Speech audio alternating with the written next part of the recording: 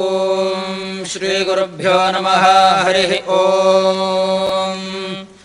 देवस्य सवितुर्भयं वा जयन्तः पुरन्ध्या भगस्य रातिमीमहे देवन्नरः सवितारं विप्रायज्ञैः सुवृत्तिभिः नमस्यन्ति धियेषिताः सोमो जिगातिगातु विद्देवानामेति निष्कृतम् ऋतस्य योनिमासदम् सोमो अस्मभ्यं विपदे चतुष्पदे च पशवे अनमीवा इषस्करत् अस्माकमायुर्वर्धयन्नभिमातीः सहमानः सोमः सधस्थमासदत् आनो मित्रावरुणा घृतैर्गव्योतिमुक्षतम् मद्धारजांसि सुक्रतु पुरुषं सा नमो वृथा मह्नादक्षस्य राजथः द्राघिष्ठाभिः शुचिव्रता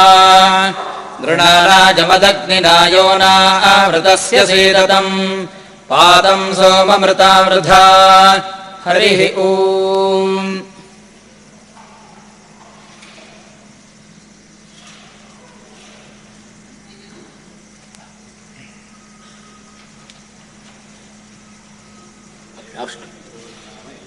ओम एष वै विभोर्नाम यज्ञः सर्वगं हवि तत्र विभु भवति यत्रैतेन यज्ञेन यजन्ते। एष वै प्रभोर्नाम यज्ञः सर्वगं हवि तत्र प्रभु भवति यत्रैतेन यज्ञेन यजन्ते। एष वा ऊर्जस्वान्नाम यज्ञः सर्वगं हवि तत्रोर्जस्वद्भवति यत्रैतेन यज्ञेन यजन्ते। एष वै पयस्वान्नाम यज्ञः सर्वगं हवि तत्र पयस्वद्भवति यत्रैतेन यज्ञेन यजन्ते। एष वै विधृतो नाम यज्ञः सर्वगं हवि तत्र विधृतं भवति यत्रैतेन यज्ञेन यजन्ते। एष वै व्यावृत्तो नाम यज्ञः सर्वगं हवि तत्र व्यावृत्तं भवति यत्रैतेन यज्ञेन यजन्ते। एष वै प्रतिष्ठितो नाम यज्ञः सर्वगं हवि तत्र प्रतिष्ठितं भवति यत्रैतेन यज्ञेन यजन्ते। एष वै तेजस्वी नाम यज्ञः सर्वगं हवि तत्र तेजस्वी भवति यत्रैतेन यज्ञेन यजन्ते। एष वै ब्रह्मवर्चसी नाम यज्ञः आहवै तत्र ब्राह्मणो ब्रह्मवर्चसी जायते यत्रैतेन यज्ञेन यजन्ते। एष वा दिव्याधि नाम यज्ञः आहवै तत्र राजन्यो दिव्याधि जायते यत्रैतेन यज्ञेन यजन्ते। एष वै दीर्घो नाम यज्ञः दीर्घायुषो हवै तत्र मनुष्या भवन्ति यत्रैतेन यज्ञेन यजन्ते। एष वै कृतो नाम यज्ञः तत्पदे हवै तत्र प्रजाभ्यो योगक्षेमः यत्रैतेन यज्ञेन यजन्ते। हरिः ॐ।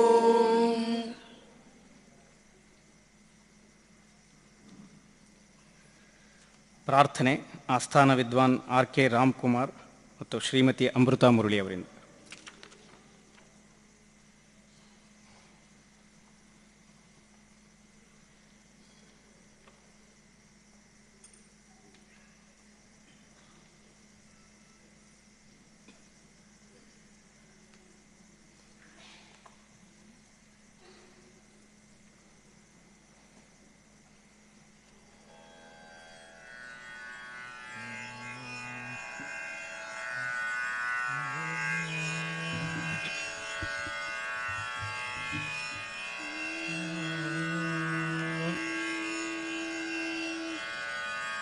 शङ्कारूपेण मच्चित्तं पङ्कीकृतमभूद्यया किङ्करीयस्य सा माया शङ्कराचार्यमाश्रये।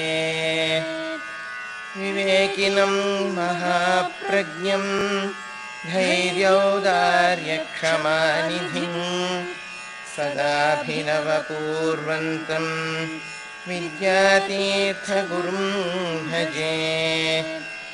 अज्ञानां जाह्नवीतीर्थं विद्यातीर्थं विवेकिनां सर्वेषां सुखदं तीर्थं भारतीतीर्थमाश्रये। विद्याविनयसम्पन्नं वीतरागं विवेकिनं वन्दे वेदान्ततत्त्वज्ञं विधुशेखरभारती सदाशिवसमारम्भां शङ्कराचार्यमध्यमम् अस्मदाचार्यपर्यन्तां वन्दे गुरुपरम्पराम् अखिलानन्दसन्दायि मनोज्ञमुखपङ्कजम् अखिलानन्दसन्दायि मनोज्ञमुखपङ्कजम् जगद्गुरुं जगत्पूज्यं विद्यातीर्थमहं श्रये भिद्यते हृदयग्रन्थिर्दृष्टे यस्मिन्निति श्रुतिः जगौ परावरं शान्तं तं विद्यातीर्थमाश्रये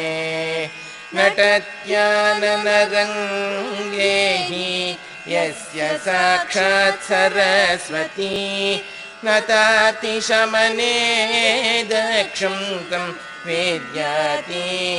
विद्यातीर्थमाश्रये वटमूलं परित्यज्य शृङ्गाद्रौ निवसन् हि यः तत्त्वं बोधयते भक्तान् दक्षिणास्यं तमाश्रये विषयाशां परित्यज्य वैराग्यं परमं श्रुताः मुनयो यत्कृपाभाजसं विद्यातीर्थमाश्रये यावा भूमिः जनयन् देव एक इति श्रुतिः यं वर्णयति सर्वेशं तं विद्यातीर्थमाश्रये तीरे तुङ्गातटिन्या यस्तत्त्वं शिष्यान् प्रबोधयन् आस्ते देशिकराजं तं विद्यातीर्थं समाश्रये स्थमपूर्वं श्रुतेर्यस्तु यथावदवबोधयन् शिष्यान् धर्मपथासक्तान् कुरुते तमहं श्रये शिष्यान् धर्मपथासक्तान् कुरुते तमहं श्रये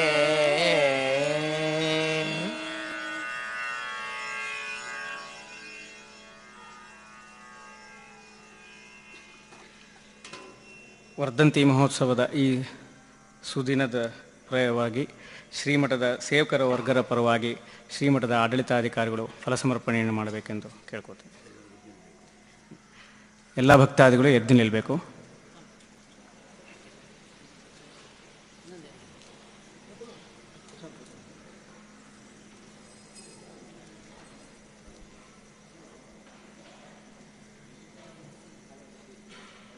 ಓಂ ನಗರ್ಮಣಾ प्रजया धनेन त्यागेनैके अमृतत्वमानशुः परेण नाकं निहितं गुहायां विभ्राजतेन त्यजयो विशन्ति वेदान्तविज्ञानसुनिश्चितार्थाः सन्न्यासयोगाभ्युदयः शुद्धसत्त्वाः ते ब्रह्मलोके परान्तकाले परामृतात् परिमुच्यन्ति सर्वे दक्रं विपापं परमेश्वभूतं यत्पुण्डरीकं पुरमध्यसग्रस्थम् तत्राविनक्रं गगनं विशोकस्तस्मिन् गजं तस्त्वदुपासितव्यम् यो वेदादौ सुपरं प्रोक्तो वेदान्तेन प्रतिष्ठितः तस्य प्रकृतिर्यस्य परस्वमहेश्वरः श्रीमत्परमहंसपरिव्राजकाचार्यवर्यः पदवाक्यप्रमाणपारापारपारेण यमनिरमासन प्राणायाम प्रत्याहार धारणाध्यान समाध्यष्टाङ्गयोगानुष्ठाननिष्ठा तपश्चक्रवर्ती अनाद्यविच्छिन्न श्री शंकराचार्य गुरुपरंपरा प्राप्त षड्दर्शन स्थापनाचार्य व्याख्यान सिंहासनाधीश्वर सकल निगमागम सार हृदय सांख्यत्रिज प्रतिपादक वैदिक मार्ग प्रवर्तक सर्वतंत्र स्वतंत्र आदिराजधानी विद्यानगर महाराजधानी कर्नाटक सिंहासन प्रतिष्ठापनाचार्य श्रीमद्राजाधिराज गुरु भूमंडलाचार्य ऋष्यशृंगपुरवराधीश्वर तुंगभद्रातीरवासी श्रीमद्विद्याशंकर पादपद्माराधक श्रीमज्जगद्गुरु श्रीमदभिनव विद्यातीर्थ महास्वामी गुरुकर कमल संजाता श्रीमज्जगद्गुरु श्री भारती तीर्थ महास्वामिना तत्कर कमल संजाता श्रीमज्जगद्गुरु श्री विधुशेखर भारती महास्वामिनांत चरणारविंदयोः साष्टांग प्रणामान् समर्पयामः. ಶ್ರೀಮಠದ ನೌಕರರ ವರ್ಗದ ಪರವಾಗಿ ಸಮಸ್ತ ಶಿಷ್ಯರ ಪರವಾಗಿ ಫಲ ಸಮರ್ಪಣೆ. ಶ್ರೀಮಠದ ಸದ್ವಿದ್ಯಾ ಸಂಜೀವಿನಿ ಸಂಸ್ಕೃತ ಪಾಠಶಾಲೆಯ ಅಧ್ಯಕ್ಷರು ವಿದ್ಯಾರ್ಥಿ ವೃಂದದ ಪರವಾಗಿ ಜಗದ್ಗುರು ಮಹಾಸ್ವಾಮಿಗಳವರಿಗೆ ಫಲ ಸಮರ್ಪಣೆ.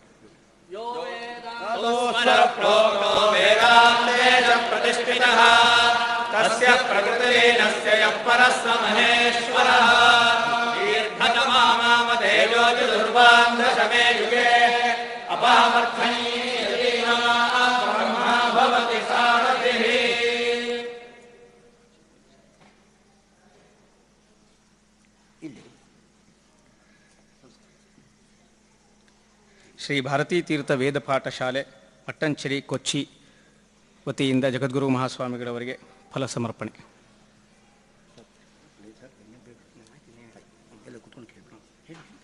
ಎಲ್ಲರೂ ಆಸೀನರಾಗಬೇಕಾಗಿ ವಿನಂತಿ.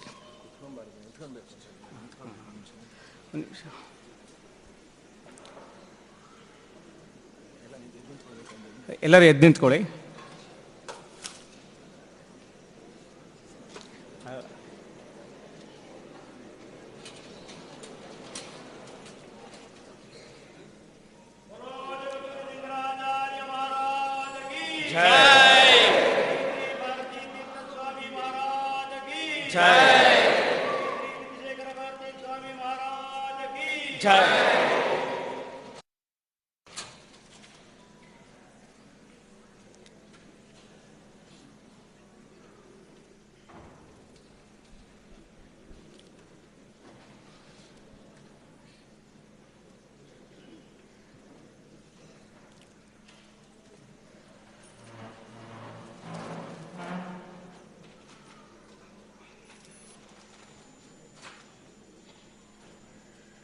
ಎಲ್ಲರೂ ಕುಳಿತುಕೊಳ್ಳಬೇಕು.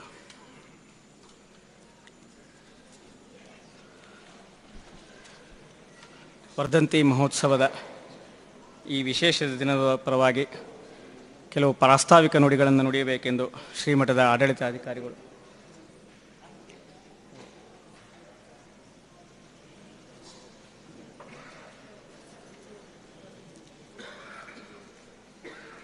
ವಿದ್ವಾನ್ ಭಾನುಪ್ರಕಾಶ್ ಶರ್ಮರಿಂದ ಫಲ ಸಮರ್ಪಣೆ.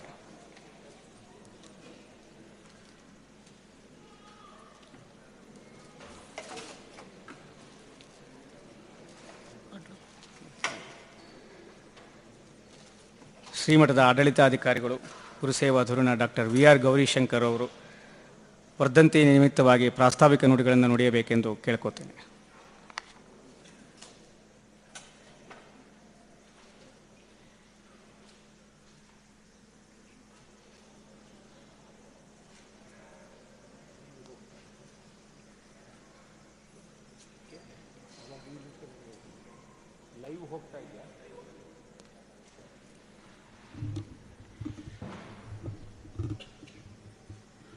ಸದಾಶಿವಸಮಾರಂಭಾಂ ಶಂಕರಾಚಾರ್ಯಮಧ್ಯಮಾಂ ಅಸ್ಮದಾಚಾರ್ಯಪರ್ಯಂತಾಂ Vande ಗುರುಪರಂಪರಾಂ.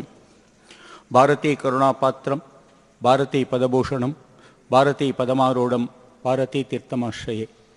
ವಿದ್ಯಾವಿನಯಸಂಪನ್ನಂ ವೀತರಾಗಂ ವಿವೇಕಿನಂ Vande ವೇದಾಂತತತ್ವಜ್ಞಂ Vidhushekhara ಭಾರತೀಂ. On this very auspicious day, the day when we are celebrating the 72nd Vardhanti day of our God, our Jagadguru, our resurrector, everything for each and every one of us. His Holiness Jagadguru, Sri Bharati Tirtha Mahaswamigal, on behalf of innumerable devotees of Jagadguru Shankaracharya Mahasamsthanam, Dakshinamnaya Sri Sringeri Sharada Peetam, I stand here to offer our Sashtanga Pranams and seek the divine blessings from their holinesses. Since this program is going on air, I am specifically speaking in English so that those who are not here but in far-off places could also feel the participation that they have had by viewing this program.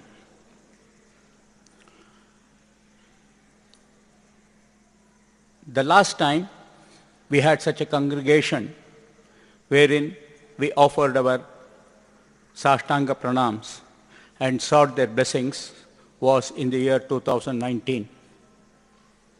Then for next 2 years, the year 2020 and year 2021, even though the 70th and 71st Vardhanti, Divya Saptati and Divya Saptati Purti Vardhanti celebrations were conducted as per the norms of the Peetam and as per the schedule that their holinesses had directed. Such congregation of devotees coming together on that day, sitting together and taking the divine directions from their holinesses could not be arranged for reasons best known to all of you. The entire world was caught in the grip of COVID-19 pandemic, and the government had strictly enforced certain laws for containing that, and we, as being very prompt followers of whatever the directions that are given to us, we did not have such congregations. Even then, in the year 2021, on the day of the Vardhanti, our God did appear in front of us and gave us a direction that from then on, that is from 2021 Vardhanti day, he would stay away from public gatherings, but only give darshan during the night puja that he offers every day to Lord Chandramolishwara. Last 1 year, that has been the practice, and most of the devotees have got used to this type of having darshan during the puja in the nights and having the divine blessings of His Holiness Jagadguru Sannidhanam in the morning times and offer their pranams, and whatever guidelines that His Holiness gives is taken as the guidelines of their holinesses. This is not something that is happening in a strange fashion. 1230 years back, when our Adi Guru, Adi Shankaracharya, established the 4 Amnaya Peetams, he had made one specific observation in the Matamnaya Upanishad, very clearly stating that it is the duty of each and every follower of me to see me in whoever who sits in the pontifical seat. That is a direction from Adi Shankara, and if we are followers of Adi Shankara, it is our duty and we are duty bound to follow that, and we see Adi Shankara in whoever is adorning that pontifical seat. So for us, whoever it may be, it is all the same, the representative of Adi Shankara and Adi Shankara himself gracing. And today we can see Adi Shankara right in front of us gracing this function and blessing all of us. Last year, for the second time in the history of Dakshinamnaya Sringeri Sharada Peetam, we conducted Aitha Chandi Mahayagam. Those who had the fortune of witnessing that Mahayagam, basically those 1,300 or 1,400 Ritviks who were in that bio bubble created by us very nearby. They know how they enjoyed those 6 days. It was something unimaginable. All that happened only because of the grace and benign blessings of our holinesses. Such an event, which was unimaginable to be thought of also, more so during the pandemic time, we could still go ahead with our program and finish all the religious part of the functions as per the directions of their holinesses to the satisfaction of their holinesses. That itself is the greatest achievement for all of us, and I feel the blessings of their holinesses for having done those functions in the way they wanted will shower so much of blessings on us and our families that for 7 generations we will be always remembering their blessings. This year, 2022, happens to be a very important year for us in the Mutt. For last 2-3 years, because of the situations prevailing all over the world, we had not done many public functions. Even Navaratri was done in a very curtailed way. We had to request the devotees not to join for participation in the Navaratri, but we sent the prasadams to their doorsteps after conducting the seva. But things have changed. 2022, the Samvatsara, which we have just now started 6 days back, Shubhakrit Samvatsara, is flourishing with all Shubham that we can anticipate. I am sure many events that are going to happen in our Mutt at Sringeri in the next few weeks or months, for which efforts have been put for last several years, and we have been waiting for the directions of their holinesses, will take place very shortly in time to come. And I am sure His Holiness will direct us how we should go about. Basically, in 2017, when we had the Swarna Shikara Kumbhabhishekam of Goddess Sharada temple, many devotees had made a submission to their holinesses that it would be very apt if the temple next to Adi Shankara, the Goddess Sharada's temple, Adi Shankara's temple tower is also embellished with gold. After having thought of Adi Shankara's temple, there were few devotees who said the third one, Torana Ganapati, also should be embellished with gold, so that all the towers other than the Vidyashankara temple stand as gold towers in Sringeri Sharada Peetham. Their holinesses blessed us to carry out this work, and the work was completed way back in 2020.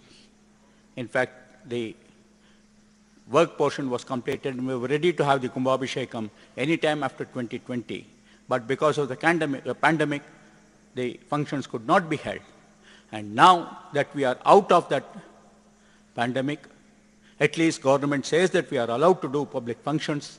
I am sure their holinesses will direct us and say when and where and how we should do those functions to dedicate the golden shikarams that we have put on God Adi Shankara's temple and Torana Ganapati's temple. There were some portions of rituals that had been originally thought of in 2020, which got transmitted to 2021, and even in 2021, by the time we could complete the Ayutthaya Chandi and Ati Rudra Mahayagam, the second wave of COVID had become very prevalent, and the government authorities had advised us not to venture into any such big functions in the near future. Keeping that in mind, some rituals had been set apart to be conducted as and when things become normal, I am sure His Holiness will now direct us so that in this period of normalcy, we can conduct those rituals which are pending and feel happy that whatever the directions of their Holinesses were when we started this task of celebrating the Divya Saptati Mahotsavam in 2019-2020 will get completed. Sringeri Mutt Shishyas are always one set of people who get identified very fast because they are so staunch Shishyas that anywhere they are, you can immediately tell that these are the Shishyas of Jagadguru Mahasamsthanam Dikshnamna Sri Sharada Peetham. The way they behave, the way they conduct, and the way they follow the directions of their Guru. This is something which is entirely different and a role model for all other Shishyas of various other monasteries that are there in the world. This specific thing is available only to Mutt Shishyas for one very important reason. That is the Avichinna Guru Parampara that we have been all blessed in this Peetham. For 1230 years, if there is one transcendental throne started by Adi Shankara, which is flourishing even today for 12 centuries and still holding the beacon light for all the followers of Sanatana Dharma anywhere they live, it is Dakshinamnaya Sringeri Sharada Peetham. And we are all blessed, not only blessed, many times we feel proud that we are Shishyas of such great parampara and we have been endowed with gurus who always think for the benefit, for the good of their Shishyas.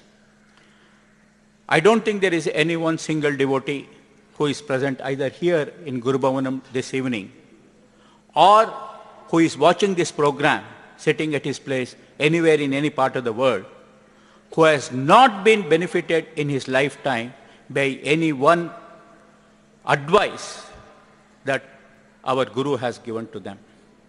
There is no such family I can think of in the history of our Mutt Shishyas.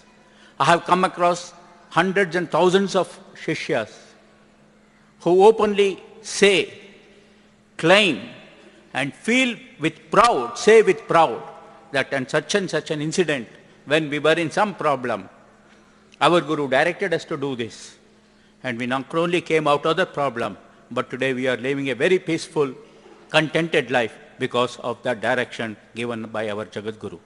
That is the type of bondage that exists between Guru and the Shishya in this Amnaya Peetham. Like Guru Parampara, we have a Shishya Parampara also. And our Shishya Parampara is also progressing and growing year after year, year after year. And there is one set of Shishyas who not only feel proud that they are Shishyas of this Peetham, but also take it as their responsibility. Like they have their own responsibilities in their home. They take it their responsibility to the Peetham that if there is any direction given by His Holiness that such and such a thing should be done, it is our bounden duty to do it, and we should actively participate and contribute whatever we can, either monetarily or in whichever fashion possible, and feel proud that we have followed the direction of our Guru. This type of bondage can't be seen in an institution. In several homes, especially those who are still adherent to the traditional way of life, such bondage can be seen from one generation to another generation. But in institutions, it is very, very difficult.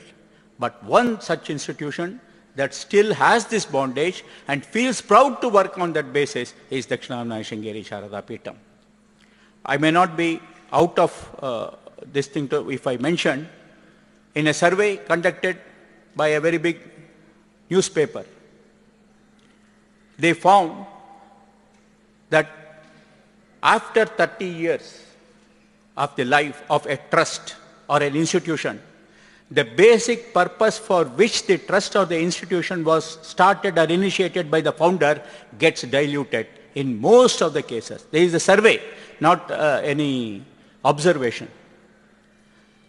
That is the normal cycle.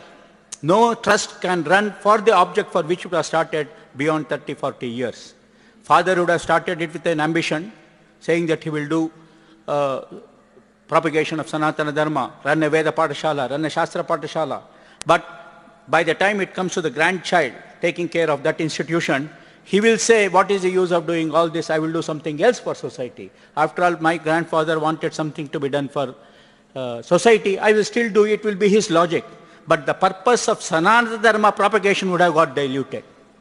But if there is one institution which is still doing whatever the founder Adi Shankara specifically mentioned, even after 1230 years, that institution is Sringeri Sharada Peetham. And that Guru is our Jagadguru. We should immensely feel proud and proclaim this everywhere. We should not feel shy to say this. This is our greatness. Why should we feel shy? This is our greatness. This is our parampara. And everywhere, we the devotees of Sharada Peetham should proudly announce that I am a follower of that Peetham. And not just a follower, a proud follower. And proudly mention that I am so and so, a Shishya of Sringeri Sharada Peetham. About 30-35 years back, a very ardent devotee of our Peetham was very old. He was an industrialist. And he was to hand over all his assets and whatever he had with him to his children. So before saying what will go to whom, son, daughter, son-in-law, etc., the one sentence that he mentioned to them, to the family members was, today while distributing my assets and other earnings, I have to mention one thing to you, all of you. What you people get is your adrishtam. But to each and every one of you, I have given one invaluable asset, which you cannot value, but it is something which you will cherish for your lifetime and for all your generations. That is, I have made you a Shishya of Dakshinamaya Sringeri Sharada Peetham. I have introduced all of you to my Guru. And if you are followers of my Guru and do what he directs, all of you will always be contented and lead a good life. And then he said, this portion goes to you, this portion goes to you. That family is still a very ardent devotee of our Mahasamsthanam. Even to this day, that family, whatever be the directions of our Jagadgurus, they strictly follow it.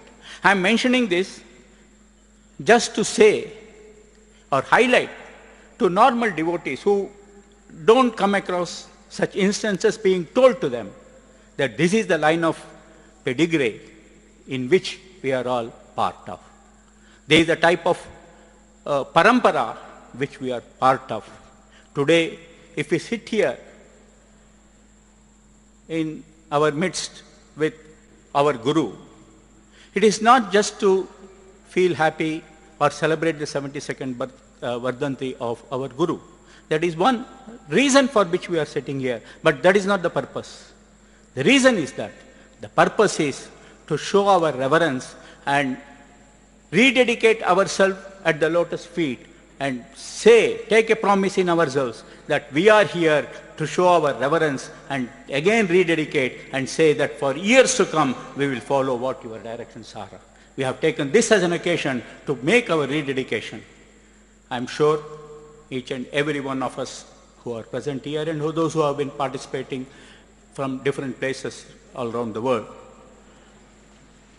cherish this day, look for this day in years to come, and always wait for the opportunity to be given by His Holiness, their Holinesses, directing us to do something so that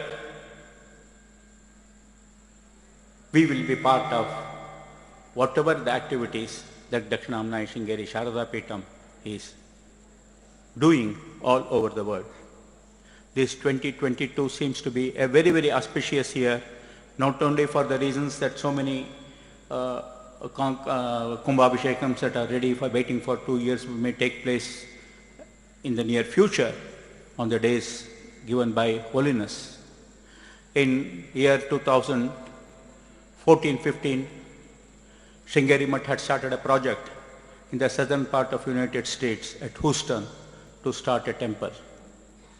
That is also waiting for Kumbhabhishekam. Because of the COVID, we could not do that. But I'm sure this year, if things go well, and if the authorities permit us, that Kumbhabhishekam at Houston Temple, the third Kumbhabhishekam in United States, will take place very shortly.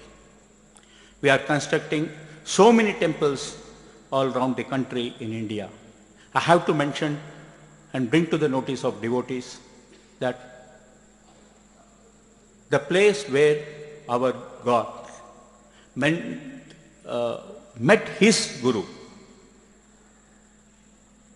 is Ujjaini in Madhya Pradesh.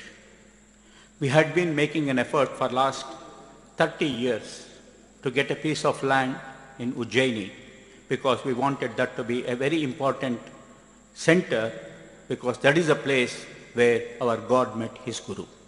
If the place where Adi Shankara met Govinda Bhagavad Pada at Omkareshwar is considered a very sacred place, for we the devotees of Sringeri Sharada Peetham, Ujjaini is also in the similar fashion a very sacred place. It is to our fortune that government has not only granted 2 acres of land, but also has given it at a rate of 1 rupee, showing their reverence to our request.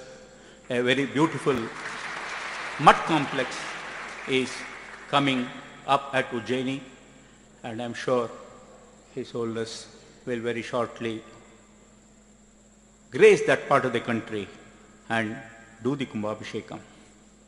Just yesterday, our God laid the foundation stone for a Rajagopuram for Lord Mahanikeshwara temple. It's a dream project. Dream project in the sense, not that it was conceived long time back and had been in the minds of our Guru or Shishyas for a long time. It was conceived only a few months back. But the project is being conceived and directed to be completed in such a short span of time that if we the Shishyas complete it in that span, we would be doing a great honor to the directions of their Holinesses. And I am sure it is their blessings that will take us through to finish the project in their time schedule. That is going to be a very important landstone work in the history of Sharada Peetham. 2014, when we completed the Rajagopuram for the temple complex here, 127 feet towering Rajagopuram, we all felt proud. In fact, in the last few decades or century, if there is one Rajagopuram project which was conceived, started and completed within a span of 5 or 6 years, that happens to be only the Rajagopuram at Sringeri. That is the type of work that we could finish only because of the grace of their Holinesses. And the same grace, I'm sure, will see that the Rajagopuram on the hillock at Malhanikeshwara temple will also get completed in the year to come. It's a grand project. Many, not Shishyas don't doubt our capability to deliver projects. But others who just see us from a distance, they always try to ask, how is it that you people manage to do so many projects simultaneously and still complete it and dedicate it? This is going to be almost a 3 crore project, a 65 feet Rajagopuram on a hillock. I'm sure the devotees who are here today and who are witnessing this program will all come forward with whatever might they have, with whatever amount that comes into their mind by the grace of their Holinesses, that they will contribute it. Not only contribute it just the time when they think, but contribute it fast, because this project is going to be completed within a short span of 10 to 11 months. Your cooperation is very much requested. Some senior devotees also keep asking me, you do so many, you means he is taking about Shishyas, not individually Gauri Shankar. So people seem to do so many things, but many things don't come to our knowledge at the time of progress of the project, but we come to know only when it gets completed. That's why I'm mentioning today itself that such a project is being taken up by Sharada Peetham. It is the duty of every ardent devotee of not only Sharada Peetham, but Sanatana Dharma. Vibhandaka Maharshi is connected with Sanatana Dharma. So every follower should come forward to and participate in the construction of this Rajagopuram. Things will happen. When we thought of the Rajagopuram at our Mutt complex and laid the foundation stone, on the day His Holiness laid the foundation stone, we had not gone down. Foundation, how much is required, was not known. He laid the foundation stone, but made an observation. ಇದಕ್ಕಾಗಿ ಯಾವ ಪ್ಯಾಂಪ್ಲೆಟ್ಟು ಹಣ ಸಂಗ್ರಹಣೆ ಏನೂ ಮಾಡಬಾರದು, ಅದಾಗಿ ಬರುತ್ತೆ, ಅದರಲ್ಲಿ ನೀವು ಕೆಲಸ ಮುಗಿಸ್ಬೇಕು. And as devotees know, no pamphlet or no any requests were sent out, but we completed that momentous, voluminous project with the help and grace of our Guru. I'm sure the same thing will happen for all the projects that are going to come, that Mutt is going to initiate in this year and in years to come. I have to mention one more project because it is very close to the heart of our Guru as well as to the citizens of Sringeri. During the Silver Jubilee Peethatipati celebration of BHARTI TIRTHA MAHASWAMIGAL, he thought of starting a hospital for the benefit of devotees and citizens in and around Sringeri. It was started as a small outpatient block. Then it got expanded in years to come, and today it's a 50-bed hospital with lot of facilities. But still, there is some lacuna in the sense citizens go out of Sringeri for many reasons, either to Manipal or to Udupi or to Mangalore or to Shivamogga for help.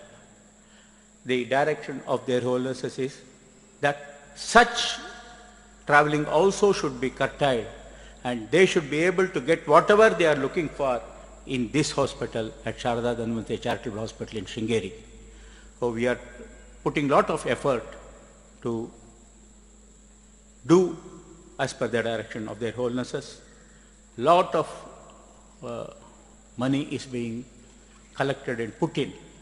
Many institutions have come forward and supported us, but still we need lot of support from devotees so that in the coming year that hospital will be rededicated for the benefit of the society in and around Sringeri.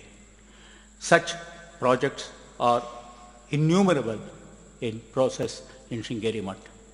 Usually I take this as the occasion to say what we have done in the earlier year and also convey what has been the direction of His Holiness to do in the near future. This day, whatever has happened in the earlier years have not been much because of the pandemic, but what is seen to be done in the future seems to be very, very huge, and we are sure their blessings will take us through and see that everything is done.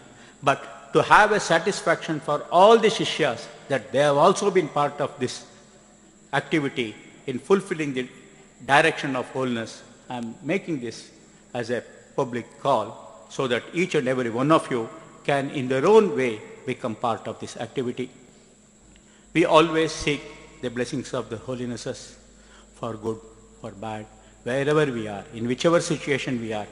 The only thing we utter is Guru Nama, and say that by uttering that Nama, our problems get solved. Many people may say it is just a faith with no reasoning behind, but it is also many times true that faith doesn't have any reason. What we believe in just happens because we believe in that. That is the faith that holds our dharma and that has been keeping us alive for centuries and centuries and centuries. The same path, we the devotees of Sringeri Sharada Peetam, rededicate ourselves as the lotus feet of their holinesses, seek their blessings and their directions for us to do whatever we can in our life. Thank you.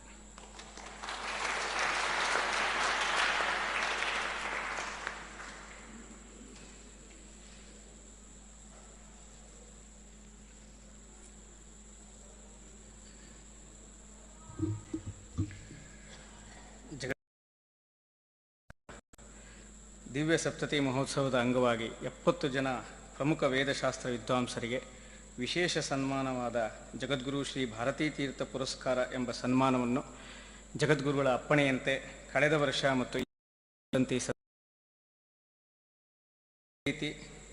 ಇವತ್ತು ಕೂಡ ಪ್ರಮುಖ ವಿದ್ವಾಂಸರಾದ ವೇದಬ್ರಹ್ಮಶ್ರೀ ನೀಲಕಂಠ ಗಣಪಾಟಿಗಳಿಗೆ ಇದೀಗ ಜಗದ್ಗುರು ಶ್ರೀ ಭಾರತೀ ತೀರ್ಥ ಪುರಸ್ಕಾರವನ್ನು ಪ್ರದಾನ ಮಾಡಬೇಕೆಂದು ಮಹನೀಯರು ನಿನ್ನೆಯ ಸಂದರ್ಭ ಮತ್ತು ಕಳೆದ ವರ್ಷದ ವರ್ಧಂತಿ ಸಂದರ್ಭದಲ್ಲಿ ಅವರು ಆಗಮಿಸಿರಲಿಲ್ಲ. ಈ ದಿನ ಅವರು ಆಗಮಿಸಿದ್ದಾರೆ. ಅವರಿಗೆ ಭಾರತೀ ತೀರ್ಥ ಪುರಸ್ಕಾರವನ್ನು ಪ್ರದಾನ ಮಾಡಿ.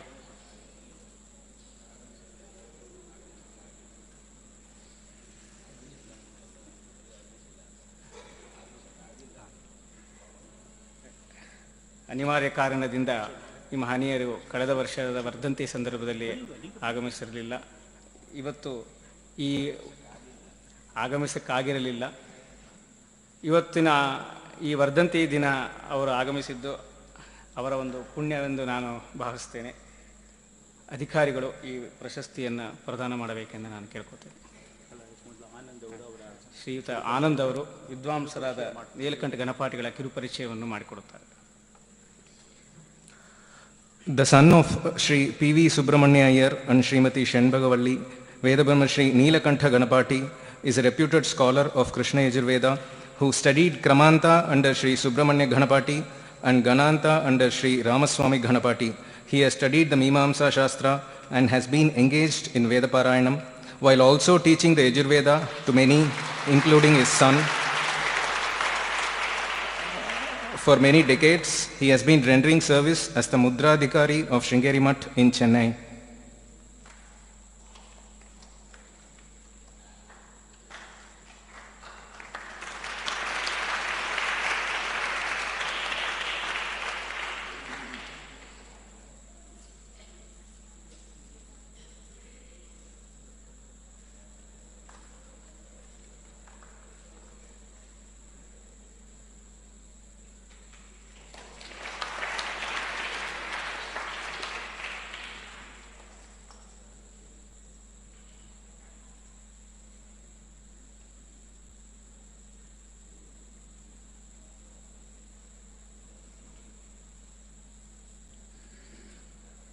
ಎಲ್ಲ ಭಕ್ತಾದಿಗಳು ಕಾದಿರುವ ಈ ಸುಸಂದರ್ಭ ಅಂತಂದರೆ ಜಗದ್ಗುರು ಮಹಾಸ್ವಾಮಿಗಳವರ ಅಮೃತವಾಣಿಯನ್ನು ಕೇಳುವುದು. ಆ ಸಂದರ್ಭವನ್ನು ನಮಗೆ ಒದಗಿಸಿಕೊಡಬೇಕೆಂದು ಜಗದ್ಗುರು ಸನ್ನಿಧಾನಗಳವರನ್ನು ಪ್ರಾರ್ಥಿಸುತ್ತಾ ತಮ್ಮ ಅನುಗ್ರಹ ಭಾಷಣ ಮೂಲಕ ನಮ್ಮೆಲ್ಲರನ್ನು ಅನುಗ್ರಹಿಸಬೇಕೆಂದು ಕೇಳ್ಕೊತೇನೆ.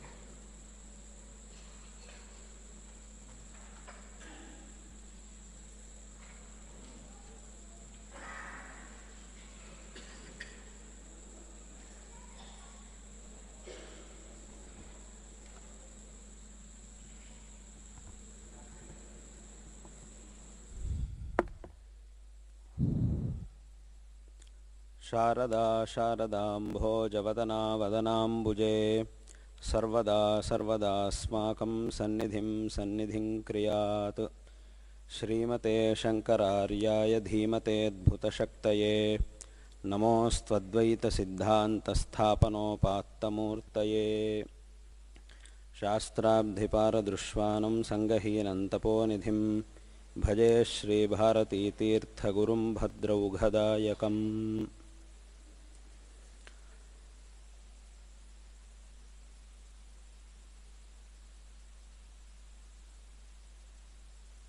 ಜಗದ್ಗುರು ಶ್ರೀಮದ್ ಆದಿಶಂಕರ ಭಗವತ್ಪಾದಾಚಾರ್ಯರು ಸನಾತನ ಧರ್ಮ ಉದ್ಧಾರವನ್ನು ಮಾಡಿ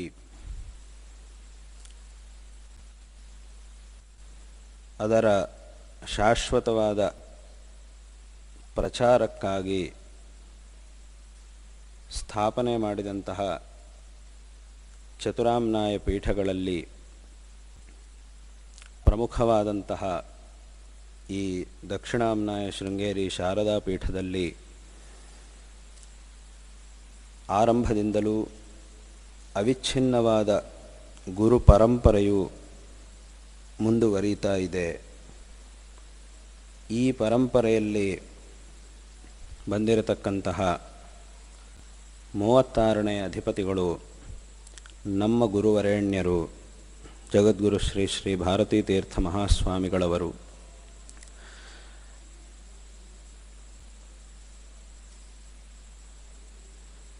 ಅವರ ಈ ಪವಿತ್ರವಾದಂತಹ ವರ್ಧಂತ್ಯುತ್ಸವದ ಸಂದರ್ಭವನ್ನು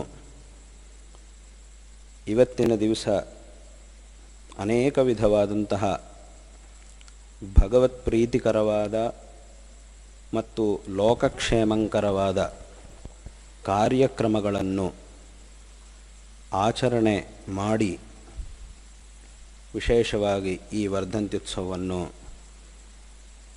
ಅರ್ಥಪೂರ್ಣವಾಗಿ ಅಂದರೆ ಸಾರ್ಥಕವಾಗಿ ಈ ಒಂದು ಕಾರ್ಯಕ್ರಮವನ್ನು ಅನುಷ್ಠಾನ ಮಾಡ್ತಾ ಇದ್ದೇವೆ. ನಾವು ಯಾವಾಗಲೂ ಹೇಳುವುದುಂಟು, ಇಲ್ಲಿ ವರ್ಧಂತ್ಯುತ್ಸವವನ್ನು ಶಿಷ್ಯರೆಲ್ಲರೂ ಸಹ ವೈಭವೋಪೇತವಾಗಿ ಆಚರಣೆ ಮಾಡ್ತಾರೆ ಪ್ರತಿ ವರ್ಷ.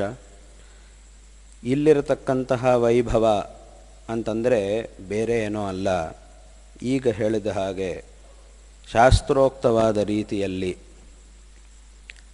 ಭಗವದಾರಾಧನೆಯನ್ನು, ಭಗವತ್ ಪ್ರೀತಿಕರವಾದಂತಹ ಕೆಲಸಗಳನ್ನು, ಧಾರ್ಮಿಕ ಅನುಷ್ಠಾನಗಳನ್ನು ಮತ್ತು ಸಮಾಜಕ್ಕೆ ಉಪಕಾರವಾಗುವಂತಹ ಅನೇಕ ವಿಧವಾದಂತಹ ಕಾರ್ಯಕ್ರಮಗಳನ್ನು ಮಾಡುವುದೇ ಇಲ್ಲಿರತಕ್ಕಂತಹ ವೈಭವ ಅಂತಂದರೆ. ಬೇರೆ ರೀತಿಯಾದ ವೈಭವ ಇಲ್ಲಿಲ್ಲ, ಅದು ನಮಗೆ ಬೇಡವೂ ಬೇಡ. ನಮ್ಮ ಗುರುಗಳಿಗೆ ಏನು ಬೇಕಾಗಿದೆ, ಅವರ ಮನಸ್ಸಿನಲ್ಲಿ ಏನಿದೆಯೋ ಅದನ್ನು ಶಿಷ್ಯರು ಆಚರಣೆ ಮಾಡುವುದೇ ಇಲ್ಲಿರ್ತಕ್ಕಂತಹ ವೈಭವ ಅಂತಂದರೆ. ಗುರುಗಳು ಹೇಳಿದಂತಹ, ಗುರುಗಳ ಮನಸ್ಸಿನಲ್ಲಿರತಕ್ಕಂತಹ ಕಾರ್ಯವನ್ನು ನಾವೆಲ್ಲ ಸಮರ್ಥವಾಗಿ ಅವರ ಅನುಗ್ರಹದಿಂದ ಮಾಡಿದರೆ ಅದೇ ನಾವು ಆ ಕಾರ್ಯವನ್ನು ವೈಭವವಾಗಿ ಆಚರಣೆ ಮಾಡಿದ ಹಾಗೆ. ಅವರಿಗೆ ಅವರ ಮನಸ್ಸಿನಲ್ಲಿ ಇರತಕ್ಕಂತಹ ಏಕಮಾತ್ರ ಉದ್ದೇಶ ಲೋಕಕ್ಷೇಮ. ಶಿಷ್ಯರೆಲ್ಲರೂ ಶ್ರೇಯೋವಂತರಾಗಬೇಕು, ನಮ್ಮ ಧರ್ಮ ವಿಶೇಷವಾಗಿ ಪ್ರಚಾರವಾಗಬೇಕು, ಎಲ್ಲರೂ ಧರ್ಮ ಶ್ರದ್ಧಾಳುಗಳಾಗಿರಬೇಕು ಅನ್ನುವುದೇ ಅವರ ಮನಸ್ಸಿನಲ್ಲಿರತಕ್ಕಂತಹ ಏಕಮಾತ್ರ ಉದ್ದೇಶ. ಅದಕ್ಕಾಗಿಯೇ ಅವರು ಎಲ್ಲ ವಿಧವಾದಂತಹ ಕಾರ್ಯಗಳನ್ನು ಮಾಡಿದ್ದು. ಈಗಲೂ ಕೆಲವರಿಗೆ ಅನ್ನಿಸ್ತಾ ಇರ್ಬೋದು, ಸುಮಾರು ಜನ ಶಿಷ್ಯರಿಗೆ ಏನು ಅಂತಂದರೆ, ಹಿಂದೆ ಹೇಗೆ ಗುರುಗಳ ದರ್ಶನವು ಆಗ್ತಾ ಇತ್ತೋ ಆ ರೀತಿಯಾಗಿ ಇವಾಗ ಅಷ್ಟು ಸುಲಭವಾಗಿ ಗುರುಗಳ ದರ್ಶನವಾಗ್ತಾ ಇಲ್ಲ. ಹಿಂದೆ ಗುರುಗಳ ಹತ್ರ ಸಾವಕಾಶವಾಗಿ ನಾವು ಏನು ನಿವೇದನೆ ಮಾಡಬೇಕು ಅಂತಿದೆಯೋ ನಮ್ಮ ಮನಸ್ಸಿನಲ್ಲಿ ಅದನ್ನು ಸಾವಕಾಶವಾಗಿ ಗುರುಗಳ ಎದುರಿಗೆ ನಿವೇದನೆ ಮಾಡಿ ಗುರುಗಳಿಂದ ಆಶೀರ್ವಾದ ಪಡೆಯುವಂತಹ ಒಂದು ಸಂದರ್ಭ ಇತ್ತು. ಅವರ ದರ್ಶನ ವಿಶೇಷವಾಗಿ ಸಿಗ್ತಾ ಇತ್ತು. ಆದರೆ ಈಗ ಅಷ್ಟು ಸುಲಭವಾಗಿ ಸಿಗ್ತಾ ಇಲ್ಲ. ಯಾವುದೋ ಒಂದು ಸಮಯದಲ್ಲಿ ಮಾತ್ರ ಸಿಗುತ್ತೆ. ಅದರಲ್ಲೂ ಅಷ್ಟು ನಾವು ಜಾಸ್ತಿ ಏನು ಹೇಳೋಕ್ಕಾಗುವುದಿಲ್ಲ. ಆ ರೀತಿಯಾದಂತಹ ಒಂದು ಪರಿಸ್ಥಿತಿ ಇದೆ ಅನ್ನುವಂತಹ ಒಂದು ಕೊರತೆ ಶಿಷ್ಯರ ಮನಸ್ಸಿನಲ್ಲಿ ಇದೆ. ಇಷ್ಟು ವರ್ಷಗಳಿಂದ ವಿಶೇಷವಾಗಿ ಗುರುಗಳ ದರ್ಶನವನ್ನು ಮಾಡಿ ಈಗ ಒಂದ್ಸಲಿ ಅದು ಮಾಡಲಿಕ್ಕಾಗ್ತಾ ಇಲ್ಲ ಅಂತಂದರೆ ಮನಸ್ಸಿನಲ್ಲಿ ಒಂದು ಸ್ವಲ್ಪ ಅದರಿಂದ ಏನೋ ಒಂದು ರೀತಿಯಾಗಿ ಏನೋ ಒಂದು ನ್ಯೂನತೆ ಇದ್ದಾಗ ಅನಿಸುತ್ತೆ ಶಿಷ್ಯರಿಗೆ. ಆದರೆ ನಾವು ಗುರುಗಳ ಸನ್ನಿಧಿಯಲ್ಲಿ ಪ್ರತಿಯೊಂದನ್ನು ನಿವೇದನೆ ಮಾಡಲೇಬೇಕು ಅಂತ ಏನೂ ಇಲ್ಲ. ಗುರುಗಳ ದರ್ಶನ ಮೊದಲು ಸಿಕ್ಕಿದಷ್ಟು ಜಾಸ್ತಿ ಸಮಯ ಇವಾಗ ನಮಗೆ ಯಾಕೆ ಸಿಗ್ತಾ ಇಲ್ಲ ಅನ್ನುವುದನ್ನು, ನಮಗೆ ಸಿಗ್ತಾ ಇಲ್ಲ ಅಂತ ಮನಸ್ಸಿನಲ್ಲಿ ಬೇಜಾರು ಮಾಡಿಕೊಳ್ಳುವುದಲ್ಲ, ಯಾಕೆ ಹಿಂದೆ ಸಿಕ್ಕಿದಷ್ಟು ನಮಗೆ ಇವಾಗ ಸಿಗ್ತಾ ಇಲ್ಲ ಅನ್ನುವುದನ್ನು ಈ ಒಂದು ವಿಷಯವನ್ನು ವಿಚಾರ ಮಾಡಬೇಕಾಗಿದೆ. ಯಾಕೆ ಇಷ್ಟು ಹಿಂದೆ ಸಿಕ್ಕಿದಷ್ಟು ಸಮಯ ನಮಗೆ ಈಗ ಸಿಗ್ತಾ ಇಲ್ಲ ಅಂತ ಕೇಳಿದರೆ, ಆ ಸಮಯದಲ್ಲಿ ಹಿಂದೆ ನಮಗೆ ಗುರುಗಳು ಯಾವ ಸಮಯದಲ್ಲಿ ದರ್ಶನವನ್ನು ಕೊಡ್ತಾ ಇದ್ದರೋ ವಿಶೇಷವಾಗಿ ಅದೇ ಒಂದು ಸಮಯದಲ್ಲಿ ಮತ್ತು ಎಲ್ಲ ಸಮಯದಲ್ಲೂ ಸಹ ಅವರು ಆತ್ಮಧ್ಯಾನದಲ್ಲಿದ್ದು ಈಶ್ವರ ಚಿಂತನೆಯಲ್ಲಿದ್ದು ಎಲ್ಲ ಶಿಷ್ಯರಿಗೂ ಒಳ್ಳೆಯದಾಗಬೇಕು ಅಂತ ಆ ಈಶ್ವರನ ಪ್ರಾರ್ಥನೆಯನ್ನೇ ಮಾಡ್ತಾ ಇದ್ದಾರೆ. ಹಾಗಾಗಿ ನಾವು ಗುರುಗಳ ಹತ್ರ ಕೇಳುವುದೇನು ಅಂತಂದರೆ, ನಮಗೆ ಒಳ್ಳೆಯದಾಗಬೇಕು ಅಂತ ಗುರುಗಳ ಆಶೀರ್ವಾದ ಮಾಡಬೇಕು. ನಮ್ಮ ಜೀವನದಲ್ಲಿ ನಾವು ಶ್ರೇಯೋವಂತರಾಗಬೇಕು, ಅದಕ್ಕೆ ನಾವು ಗುರುಗಳ ಆಶೀರ್ವಾದವನ್ನು ಪ್ರಾರ್ಥನೆ ಮಾಡ್ತೀವಿ. ಈಗ ನಾವು ಅದನ್ನು ಪ್ರಾರ್ಥನೆ ಮಾಡದೇ ಇದ್ದರೂ, ಅಂದರೆ ಪ್ರತ್ಯೇಕವಾಗಿ ಗುರುಗಳ ಹತ್ರ ನಾವು ಅದನ್ನು ಹೇಳದೇ ಇದ್ದರೂ ಸಹ ನಮಗೆ ಆ ಆಶೀರ್ವಾದ, ಅವರಿಂದ ಸಿಗುವಂತಹ ಆಶೀರ್ವಾದದಲ್ಲಿ ಮಾತ್ರ ಯಾವ ವಿಧವಾದಂತಹ ಕಮ್ಮಿಯೂ ಇಲ್ಲ, ಆಗುವುದಿಲ್ಲ. ಯಾಕೆ ಅಂತಂದರೆ ಪ್ರತಿಯೊಂದು ಸಮಯದಲ್ಲೂ ಅವರು ಭಗವತ್ ಚಿಂತನೆಯಲ್ಲಿದ್ದು ಭಗವದ್ಧ್ಯಾನದಲ್ಲಿದ್ದು ಶಿಷ್ಯರೆಲ್ಲರಿಗೂ ಒಳ್ಳೆಯದಾಗಬೇಕು ಅಂತಲೇ ಅವರು ಈಶ್ವರನ ಸನ್ನಿಧಿಯಲ್ಲಿ ನಿತ್ಯ ಪ್ರಾರ್ಥನೆ ಮಾಡ್ತಾ ಇದ್ದಾರೆ. ಯಾಕೆ ಅಂತ ಕೇಳಿದರೆ, ನಮಗೇನೋ ಕೊಡು ಅಂತ ಅವರು ಯಾವತ್ತೂ ಭಗವಂತನನ್ನು ಕೇಳುವುದಿಲ್ಲ, ಕೇಳುವ ಅವಶ್ಯಕತೆಯೂ ಇಲ್ಲ. ಈ ಪ್ರತಿಯೊಂದು ಸಮಯದಲ್ಲೂ ಸಹ ಭಗವತ್ ಸನ್ನಿಧಿಯಲ್ಲಿ ಶಿಷ್ಯ ಜನರಿಗೆ ಒಳ್ಳೆಯದಾಗಲಿ ಅನ್ನುವುದನ್ನೇ ಅವರು ಪ್ರಾರ್ಥನೆ ಮಾಡ್ತಾ ಇದ್ದಾರೆ. ಹಾಗಾಗಿ ನಮ್ಮೆಲ್ಲರ ಶ್ರೇಯಸ್ಸನ್ನು ಅವರು ಭಗವಂತನಲ್ಲಿ ಪ್ರಾರ್ಥನೆ ಮಾಡುತ್ತಾ ಅಂತರ್ಮುಖರಾಗಿದ್ದಾರೆ. ಆದ್ದರಿಂದ ನಮಗೆ ಅವರಿಂದ ಸಿಗುವಂತಹ ಅನುಗ್ರಹದ ವಿಷಯದಲ್ಲಿ ಯಾವ ವಿಧವಾದಂತಹ ಕೊರತೆಯೂ ಆಗುವುದಿಲ್ಲ ಅನ್ನುವಂತಹ ವಿಷಯವನ್ನು ಪ್ರತಿಯೊಬ್ಬರೂ ಸಹ ತಿಳ್ಕೊಳ್ಳಬೇಕು. ನಮಗೆ ಅವರ ದರ್ಶನ ಆಗುವುದು ಕಡಿಮೆ ಆಗಿದೆ ಅಂಥೇಳಿ ಅವರು ಮಾಡುವಂತಹ ಅನುಗ್ರಹವೂ ಕಡಿಮೆ ಆಗುತ್ತೆ ಅಂತ ಮಾತ್ರ ಯಾರೂ ಯೋಚನೆ ಮಾಡಬಾರದು. ದರ್ಶನ ಕಡಿಮೆ ಇದು ಈ ಮುಂಚೆ ಸುಮಾರು ಸಲ ಮಾಡ್ತಾ ಇದ್ವಿ, ಈಗ ಅಷ್ಟು ಸಲ ಮಾಡಲಿಕ್ಕೆ ಆಗ್ತಾ ಇಲ್ಲ. ಕೆಲವರಿಗೆ ಪಾಪ ಬೆಳಗ್ಗೆ ಬಂದು ಸಾಯಂಕಾಲದೊಳಗೆ ಹೊರಡಬೇಕು, ಅಂಥವ್ರಿಗೆ ಆವತ್ತು ಅವ್ರ ಗುರುಗಳ ದರ್ಶನವೇ ಆಗುವುದಿಲ್ಲ. ಹಾಗಾಗಿ ನಮಗೆ ದರ್ಶನ ಮಾಡಲಿಕ್ಕಾಗಲಿಲ್ಲ, ಹಾಗಾಗಿ ನಮಗೆ ಸಿಗುವಂತಹ ಅನುಗ್ರಹದಲ್ಲಿ ಏನೋ ಕಮ್ಮಿ ಆಗುತ್ತೆ ಅಂತ ಯಾರೂ ತಿಳ್ಕೊಳ್ಬೇಕಾಗಿಲ್ಲ. ಯಾಕಂತಂದರೆ ಈಗ ಹೇಳಿದ ಹಾಗೆ ಅವರು ನಮಗೆ ದರ್ಶನ ಕೊಟ್ಟರೂ ಕೊಡದೇ ಇದ್ದರೂ ಅವರು ಯಾವತ್ತೂ ಸಹ ಬಯಸುವುದು ಎಲ್ಲ ಶಿಷ್ಯರಿಗೂ ಒಳ್ಳೆಯದಾಗಬೇಕು ಅನ್ನುವುದನ್ನೇ.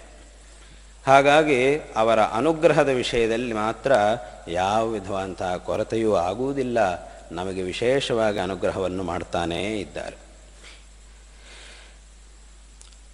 ಹಾಗಾಗಿ ನಾವು ನಮ್ಮ ಮನಸ್ಸಿನಲ್ಲಿ ಗುರುಗಳನ್ನು ಸ್ಮರಣೆ ಮಾಡಿ ನಮ್ಮ ಪ್ರಾರ್ಥನೆಯನ್ನು ಅವರ ಪಾದಾರವಿಂದಗಳಲ್ಲಿ ಸಲ್ಲಿಸಿದರೆ ಖಂಡಿತವಾಗಿಯೂ ಆ ಅನುಗ್ರಹವು ನಮಗೆ ಸಿಕ್ಕೇ ಸಿಗುತ್ತೆ ಅನ್ನುವಂತಹ ವಿಷಯದಲ್ಲಿ ಈಶತ್ತೂ ಸಂದೇಹ ಇಲ್ಲ.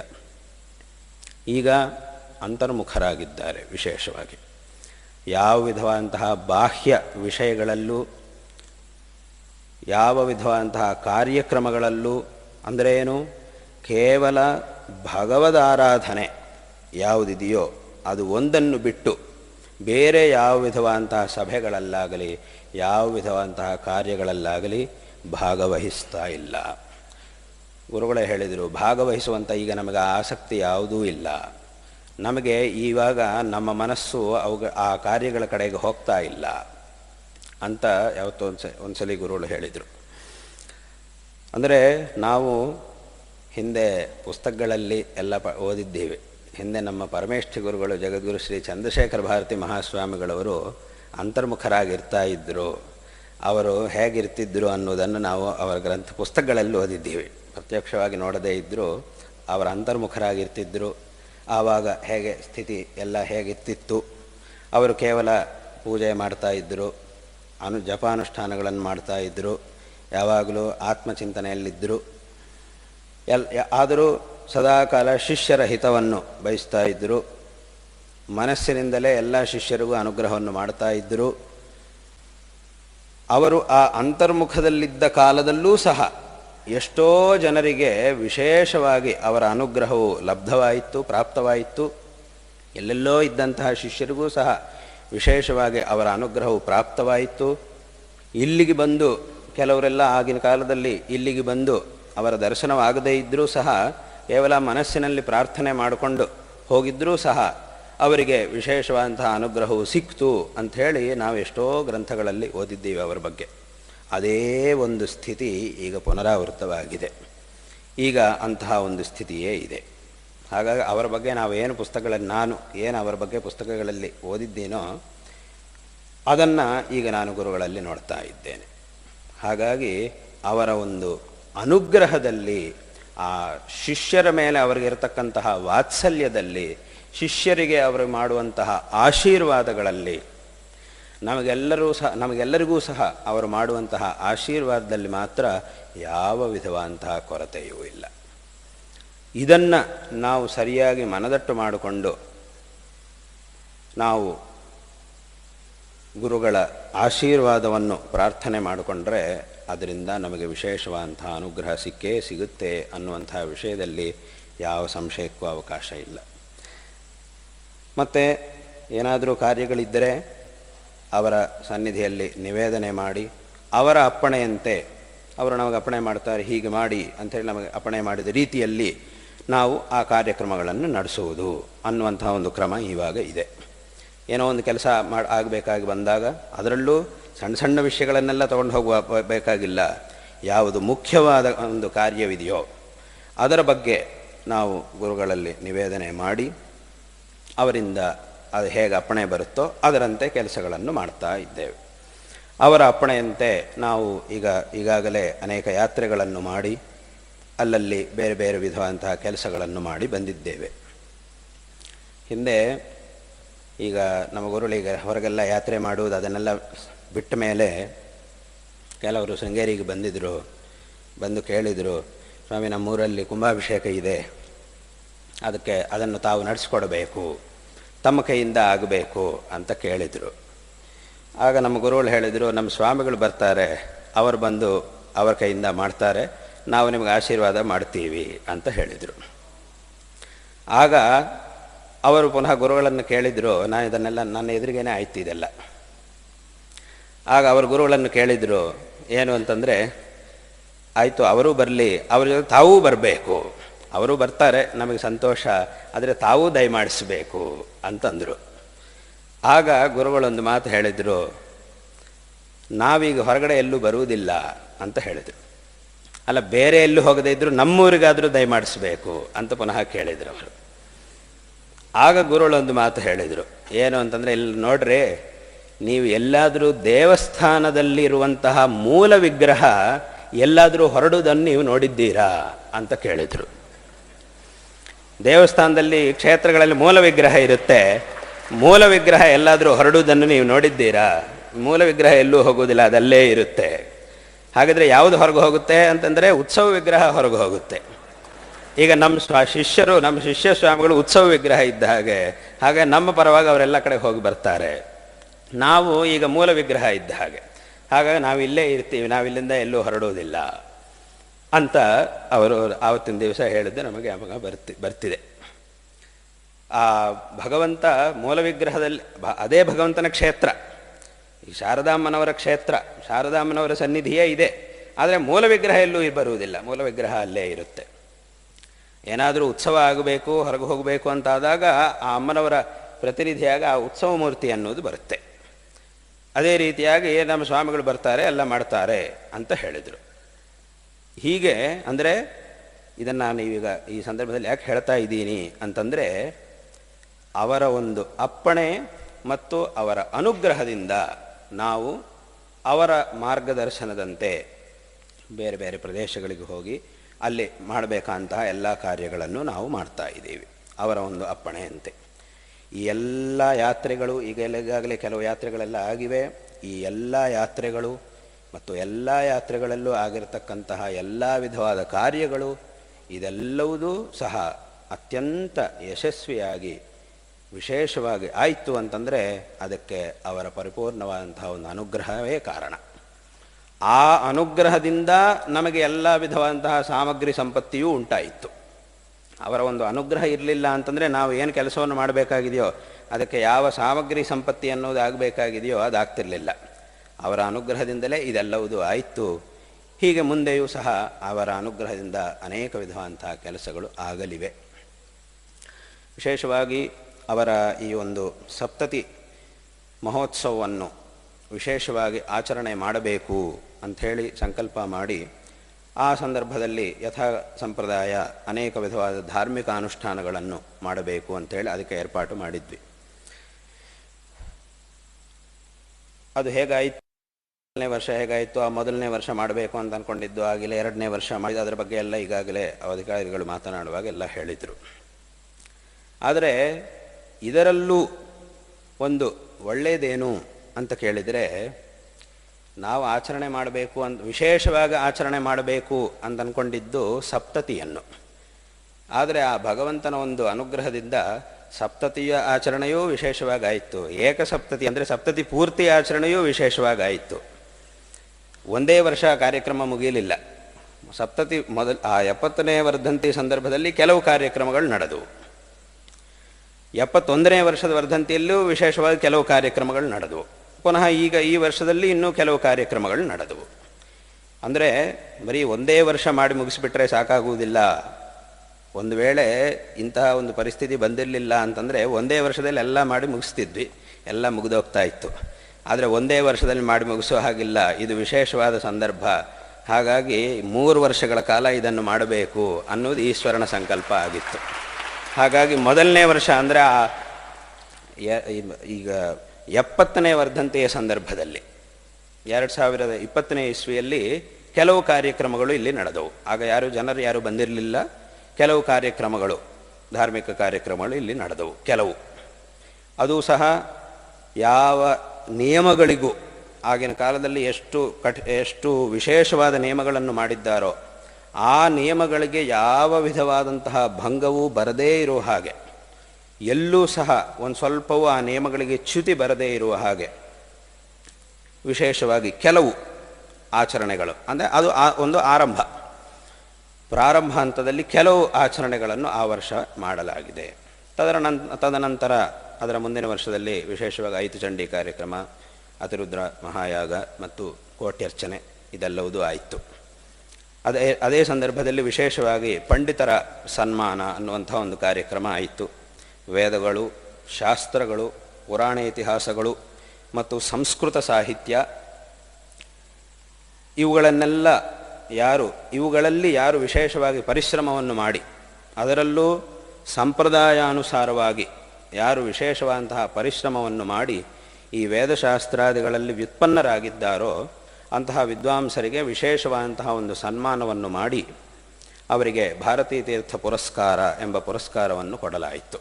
ಅದು ಕೆಲವರಿಗೆ ಹಿಂದಿನ ವರ್ಷ ಕೊಡಲಾಯಿತು, ಕೆಲವರಿಗೆ ನಿನ್ನೆ ದಿವಸ ಇಲ್ಲಿ ಒಂದು ಕಾರ್ಯಕ್ರಮ ಮಾಡಿ ವಿಶೇಷವಾಗಿ ಅವರಿಗೂ ಸಹ ಕೊಡಲಾಯಿತು. ಹಾಗಾಗಿ ಆ ಸಪ್ತತಿಯ ಸಂದರ್ಭದಲ್ಲಿ ಏನೇನು ಕಾರ್ಯಕ್ರಮಗಳನ್ನು ಮಾಡಬೇಕು ಅಂತ ಸಂಕಲ್ಪ ಮಾಡಿದೀವೋ ಆ ಎಲ್ಲ ಕಾರ್ಯಕ್ರಮಗಳನ್ನು ಒಂದೇ ಸಲಿಗೆ ಮುಗಿಸಬಾರದು. ಸ್ವಲ್ಪ ಸ್ವಲ್ಪ ಮಾಡುತ್ತಾ 3 ವರ್ಷಗಳ ಕಾಲ ಅದಕ್ಕೆ ಸಂಬಂಧಪಟ್ಟಂತಹ ಎಲ್ಲ ಕಾರ್ಯಗಳು ಆಗಬೇಕು ಅನ್ನೋದು ಆ ಭಗವತ್ ಸಂಕಲ್ಪವಾಗಿತ್ತು. ಹಾಗಾಗಿ 3 ವರ್ಷಗಳ ಕಾಲದಲ್ಲಿ ಅದಕ್ಕೆ ಸಂಬಂಧಪಟ್ಟಂತಹ ಅನೇಕ ಕಾರ್ಯಕ್ರಮಗಳು ನಡೆದವು. ಹಾಗಾಗಿ ಈ ರೀತಿಯಾದ ಒಂದು ಪರಿಸ್ಥಿತಿ ಬಂದರೂ ಸಹ ಇದರಲ್ಲೂ ಒಂದು ಭಗವಂತನ ಅನುಗ್ರಹದಿಂದ ಒಂದು ಒಳ್ಳೆಯದೇ ಆಗಿದೆ. ಯಾಕಂತಂದರೆ ನಾವು ಯಾವುದೇ ಒಂದು ನಡೆದರೂ ಅದರಲ್ಲಿ ಏನು ಒಳ್ಳೆಯದು ಅನ್ನೋದನ್ನು ಮಾತ್ರ ನೋಡಬೇಕು. ಏನು ಒಳ್ಳೆಯದಾಗಿದೆ, ಒಳ್ಳೆಯ ಅಂಶವನ್ನು ಮಾತ್ರ ನಾವು ತಗೊಳ್ಬೇಕು. ಪ್ರತಿಯೊಂದರಲ್ಲೂ ನಾವು ಸರಿಯಾಗಿ ನೋಡಿದ್ರೆ ಏನೋ ಒಂದು ಒಳ್ಳೆಯ ಅಂಶ ಇದ್ದೇ ಇರುತ್ತೆ. ಇದು ನಮ್ಮ ಒಳ್ಳೆಯದಕ್ಕಾಗಿದೆ ಅಂಥೇಳಿ ನಾವು ಅದನ್ನು ಗಮನಿಸಿದರೆ ಆ ಈಶ್ವರ ಪ್ರತಿಯೊಂದರಲ್ಲೂ ಏನೋ ಒಂದು ಒಳ್ಳೆಯದನ್ನು ಮಾಡಿರ್ತಾನೆ. ನಾವು ನೋಡಿದಾಗ ಅಯ್ಯೋ ನಮಗೆ ಹೀಗಾಗಿತ್ತು ಅಂತ ಅನಿಸುತ್ತೆ ಕೆಲವೊಂದು ಸಲ. ಆದರೆ ಅದರೊಳಗೂ ಸಹ ಯಾವುದೋ ಒಂದು ಒಳ್ಳೆಯದನ್ನು ಭಗವಂತ ಖಂಡಿತವಾಗಿಯೂ ನಮಗೆ ಮಾಡ್ತಾನೆ. ಅದಕ್ಕೆ ಒಂದು ಸಣ್ಣದೊಂದು ಕಥೆ ಜ್ಞಾಪಕ ಬರುತ್ತೆ. ಒಂದ್ಸಲಿ ಒಬ್ಬ ಮಹಾರಾಜ ಇದ್ದ, ಅವನ ಹತ್ರ ಒಬ್ಬ ಮಂತ್ರಿ ಇದ್ದ. ಆ ಮಂತ್ರಿಗೊಂದು ಅಭ್ಯಾಸ ಏನು ಅಂತಂದರೆ, ಏನೇ ಆದರೂ ಇದು ನಮ್ಮ ಒಳ್ಳೆಯದಕ್ಕೆ ಆಯಿತು ಅಂತ ಹೇಳುವುದು. ಅದು ಅವನಿಗೆ ಇರುವಂತಹ ಒಂದು ಅಭ್ಯಾಸ. ಕೆಲವೊಂದು ಸಲ ಅವನ ಆ ಥರ ಹೇಳಿದಾಗ ನಿಜವಾಗಿ ರಾಜನಿಗೆ ಒಳ್ಳೆಯದಾಯಿತು, ಮಹಾರಾಜರಿಗೆ ತುಂಬ ಒಳ್ಳೆಯದಾಯಿತು ಅವನ ಆ ಥರ ಹೇಳ್ತಿದ್ದಾಗ. ಆಗ ಮಹಾರಾಜರಿಗೆ ಒಂದು ಸೆಂಟಿಮೆಂಟು ಏನು ಅಂತಂದರೆ, ಏನಾದರೂ ನಡೆದಾಗ ಇವ ಮಂತ್ರಿ ಬಾಯಿಂದ ಇದು ನಮ್ಮ ಒಳ್ಳೆಯದಕ್ಕಾಯಿತು ಅಂತ ಬಂದುಬಿಟ್ರೆ ನಿಜವಾಗಿ ನನಗೆ ಒಳ್ಳೆಯದಾಗ್ಬಿಡುತ್ತೆ ಅಂಥೇಳಿ ಅವನಿಗೆ ಒಂದು ಸೆಂಟಿಮೆಂಟು ಬಂತು. ಒಂದು ದಿವಸ ಇದೇ ಥರ ಏನೋ ಆಯ್ತು. ಪ್ರತಿಯೊಂದು ಸಲಿನೂ ಏನಾದರೂ ಆದಾಗ ಮಂತ್ರಿಯನ್ನು ಕರೆದು ಅವನಿಗೆ ಹೇಳ್ತಾ ಇದ್ದ. ಮೊದಲು ಏನೇ ನಡೆದರೂ ಮೊದಲಿಗೆ ಮಂತ್ರಿಗೆ ಹೇಳ್ತಾ ಇದ್ದ, ನೋಡಪ್ಪ ಹೀಗಾಯಿತು. ಆಗ ಅವನ ಬಾಯಿಂದ ಬರ್ತಿದ್ದ, ಒಳ್ಳೆ ಎಲ್ಲ ನಮ್ಮ ಒಳ್ಳೆಯದಕ್ಕೆ ಆಯ್ತು ಸ್ವಾಮಿ ಅಂತ ಮಂತ್ರಿ ಹೇಳ್ತಾ ಇದ್ದ. ಆಗ ಅದರಿಂದ ಒಳ್ಳೆಯದಾಗ್ತಾ ಇತ್ತು. ಹೀಗೆ ಒಂದು ಅಭ್ಯಾಸ ಆಗೋಯ್ತು ಅವನಿಗೆ. ಒಂದು ದಿವಸ ಏನಾಯಿತು ಅಂತಂದರೆ, ಈ ರಾಜನಿಗೆ ಒಂದು ಗಾಯ ಆಯಿತು. ಗಾಯ ಆಗಿ ಕೈ ತುಂಬ ನೋವ್ತಾ ಇತ್ತು. ಆವಾಗ ಮಂತ್ರಿಗೆ ಹೇಳ್ದ, ಅಯ್ಯೋ ನಂಗೆ ಕೈ ತುಂಬ ನೋವ್ತಾ ಇತ್ತು. ಅಂದರೆ ಈಗ ಇದು ನಮ್ಮ ಒಳ್ಳೆಯದಕ್ಕಾಯಿತು ಅಂತ ಅವನು ಹೇಳಬೇಕು ಅನ್ನೋ ಅಭಿಪ್ರಾಯದಲ್ಲಿ ಹೇಳಲಿಲ್ಲ, ಮಾಮೂಲಿಯಾಗಿ ಹೇಳ್ದ, ನನಗೆ ತುಂಬ ಗಾಯ ಆಯ್ತಪ್ಪ, ತುಂಬ ನೋವಾಗ್ತಾ ಇದೆ ಅಂತ ಹೇಳ್ದ. ಆಗಲೂ ಆ ಮಂತ್ರಿ ಏನು ಹೇಳ್ದ, ಸ್ವಾಮಿ ಇದು ನಮ್ಮ ಒಳ್ಳೆಯದಕ್ಕೆ ಆಯಿತು ಅಂತ ಹೇಳಿಬಿಟ್ಟ ಆ ಮಂತ್ರಿ. ಇನ್ನು ಅದನ್ನು ಕೇಳಿದಾಗ ಇವನಿಗೆ ವಿಪರೀತ ಕೋಪ ಬಂತು ಮಹಾರಾಜ. ನಾನು ಕೈ ಇದಾಗಿ ಗಾಯ ಆಗಿ ಇಷ್ಟೆಲ್ಲ ನಾನು ನೋವ್ತಾ ಇದೆ, ನನಗೆ ಇಷ್ಟೆಲ್ಲ ಕಷ್ಟಪಡ್ತಾ ಇದ್ದೀನಿ, ಇದು ಒಳ್ಳೆಯದಕ್ಕಾಯಿತು ಅಂತ ಹೇಳ್ತೀಯಾ ಅಂತ ಹೇಳಿ ಅವನಿಗೆ ಕೋಪ ಬಂದು, ಇವತ್ತಿಂದ ನಿನ್ನ ಮುಖ ನಾನು ನೋಡಲ್ಲ, ಹೋಗಾಚೆಗೆ ಅಂತ ಹೇಳ್ದ. ಆವಾಗ ಅವನು ಹೇಳ್ದ, ಇದು ನನ್ನ ಒಳ್ಳೆಯದಕ್ಕೆ ಆಯಿತು ಅಂತ ಹೇಳ್ಕೊಂಡು ಅವನಲ್ಲಿಂದ ಹೊರಟ. ಆಯಿತು, ನೀವು ನನ್ನನ್ನು ಹೊರಗೆ ಹಾಕ್ತಿದ್ದೀರಿ, ಇದು ನನ್ನ ಒಳ್ಳೆಯದಕ್ಕೆ ಅಂತ ಹೇಳ್ಕೊಂಡು ಅವನು ಹೊರಗೆ ಹೋಗ್ಬಿಟ್ಟ. ಸರಿ, ಒಂದಿಷ್ಟು ದಿವಸ ಆಯಿತು, ಸ್ವಲ್ಪ ಗಾಯ ಕಡಿಮೆ ಆಗ್ತಾ ಬಂತು. ಆ ಕಡಿಮೆ ಆದಮೇಲೆ ಅವನೇನು ಮಾಡೋದಂದರೆ ಬೇಟೆಗೆ ಹೋದ ಆ ಮಹಾರಾಜ. ರಾಜರಿಗೆಲ್ಲ ಅವ್ರಿಗಳಿಗೆಲ್ಲ ಬೇಟೆಗೆ ಹೋಗುವುದು ಅನ್ನೋದು ಒಂದು ಅಭ್ಯಾಸ. ಅವನೊಂದು ದಿವಸ ಬೇಟೆಗೆ ಹೋದ. ಬೇಟೆಗೆ ಹೋಗಿ ಸುಮಾರು ದೂರ ಹೋಗಿಬಿಟ್ಟ ಅವತ್ತು. ಅದು ಎಷ್ಟು ದೂರ ಹೋಗಿದ್ದಾನೆ ಅನ್ನೋದು ಅವನಿಗೆ ಗೊತ್ತಿಲ್ಲ. ಅದು ಯಾವುದೋ ಒಂದು ಪ್ರಾಣಿ ಇತ್ತು, ಅದನ್ನು ಕೊಲ್ಲಬೇಕು ಅಂಥೇಳಿ ಅದರ ಹಿಂದೆ ಹೋಗ್ತಾ ಹೋಗ್ತಾ ಹೋಗ್ತಾ ಅದು ಎಷ್ಟೋ ದೂರ ಹೋಗಿಬಿಟ್ಟ. ಅದು ಕಡೆಗೆ ಎಲ್ಲಿವರೆಗೆ ಹೋಗಿದ್ದಾನೆ ಅನ್ನೋದೇ ಇವನಿಗೆ ಅರ್ಥ ಆಗಿಲ್ಲ. ಅವನ ಜೊತೆಗೆ ಅವನ ಅನುಯಾಯಿಗಳು ಯಾರಿರ್ತಾರೋ ಅವ್ರು ಯಾರಿಗೂ ಅವನ ವೇಗವನ್ನು ಹಿಡಿಯೋಕ್ಕಾಗಿಲ್ಲ. ಅವರೆಲ್ಲ ಎಲ್ಲೋ ಹಿಂದೆ ಉಳಿದುಬಿಟ್ರು. ಇವನೊಬ್ಬ ಮಾತ್ರ ತುಂಬ ದೂರ ಹೋದ ಮೇಲೆ ಏನಾಯಿತು ಅಂತಂದರೆ, ಅಲ್ಲಿ ಯಾರೂ ಇಲ್ಲ, ಬೇರೆ ಯಾವುದೋ ಒಂದು ಹೊಸ ಪ್ರದೇಶಕ್ಕೆ ಬಂದ. ಅದರ ಬಗ್ಗೆ ಇವನಿಗೂ ಗೊತ್ತಿಲ್ಲ. ಅಲ್ಲೇನಾಯಿತು ಅಂತಂದರೆ, ಈ ಕಾಡಿನಲ್ಲಿರ್ತಕ್ಕಂಥ ಒಂದು ಬೇಡರ ಜಾತಿ ಯಾವುದೋ ಒಂದಿತ್ತು. ಅವರೆಲ್ಲ ಇವನನ್ನು ನೋಡಿಬಿಟ್ಟು, ಇವನು ಯಾವನೋ ಹೊಸ ಮನುಷ್ಯ ನಮ್ಮಲ್ಲಿಗೆ ಬಂದಿದ್ದಾನೆ, ಇವನು ನಮ್ಮನ್ನೇನೋ ಮಾಡ್ಲಿಕ್ಕೆ ಬಂದಿದ್ದಾನೆ, ಕೈಯಲ್ಲೆಲ್ಲ ಆಯುಧ ಎಲ್ಲ ಹಿಡ್ಕೊಂಡು ಬಂದಿದ್ದಾನೆ, ಅವನನ್ನು ಬಂಧನ ಮಾಡಿ ಅವನನ್ನು ಅಂಥೇಳಿ ಹೇಳಿದರು. ಅವನನ್ನು ಹಿಡ್ಕೊಂಡು ಅವರ ಮಹಾರಾಜರ ಹತ್ರ ಕರ್ಕೊಂಡು ಹೋದರು. ಸ್ವಾಮಿ, ಇವನು ಯಾವನೋ ಗೊತ್ತಿಲ್ಲ, ನಮ್ಮಲ್ಲಿ ಬಂದಿದ್ದಾನೆ, ಅವನ ಗಡಿ ದಾಟಿ ನಮ್ಮಲ್ಲಿ ಬಂದಿದ್ದಾನೆ, ಏನೋ ಆಯುಧ ಎಲ್ಲ ಹಿಡ್ಕೊಂಡು ಬಂದಿದ್ದಾನೆ, ಇವನ್ನೇನು ಅಂತ ವಿಚಾರಿಸಬೇಕು, ಇವನು ಬಹುಶಃ ನಮ್ಮನ್ನೆಲ್ಲ ಕೊಲ್ಲಲಿಕ್ಕೆ ಬಂದಿದ್ದಾನೆ ಇವನು ಅಂಥೇಳಿ ಹೇಳಿದ್ರು.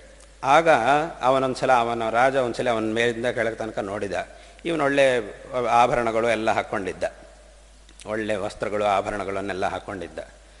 ಆವಾಗ ಅವನು ನೋಡಿಬಿಟ್ಟು ಹೇಳಿದ, ಈಗ ನಾಳೆ ದಿವಸ ನಮ್ಮ ಜಾತ್ರೆ ನಡೆಯುತ್ತಲ್ವ, ನಮ್ಮಲ್ಲಿ ನಮ್ಮ ದೇವರಿಗೆ ಜಾತ್ರೆ ನಡೆಯುತ್ತೆ, ಆ ಜಾತ್ರೆಯಲ್ಲಿ ಒಬ್ಬ ಒಳ್ಳೆ ಮಹಾರಾಜನಾಗಿ, ಅಂದರೆ ಒಂದು ಚೆನ್ನಾಗಿ ನೋಡಲಿಕ್ಕೆ ಯಾರು ಚೆನ್ನಾಗಿರ್ತಾನೋ ಅಂಥವನು ಬಲಿ ಕೊಡಬೇಕು ಅಂತಿದೆ.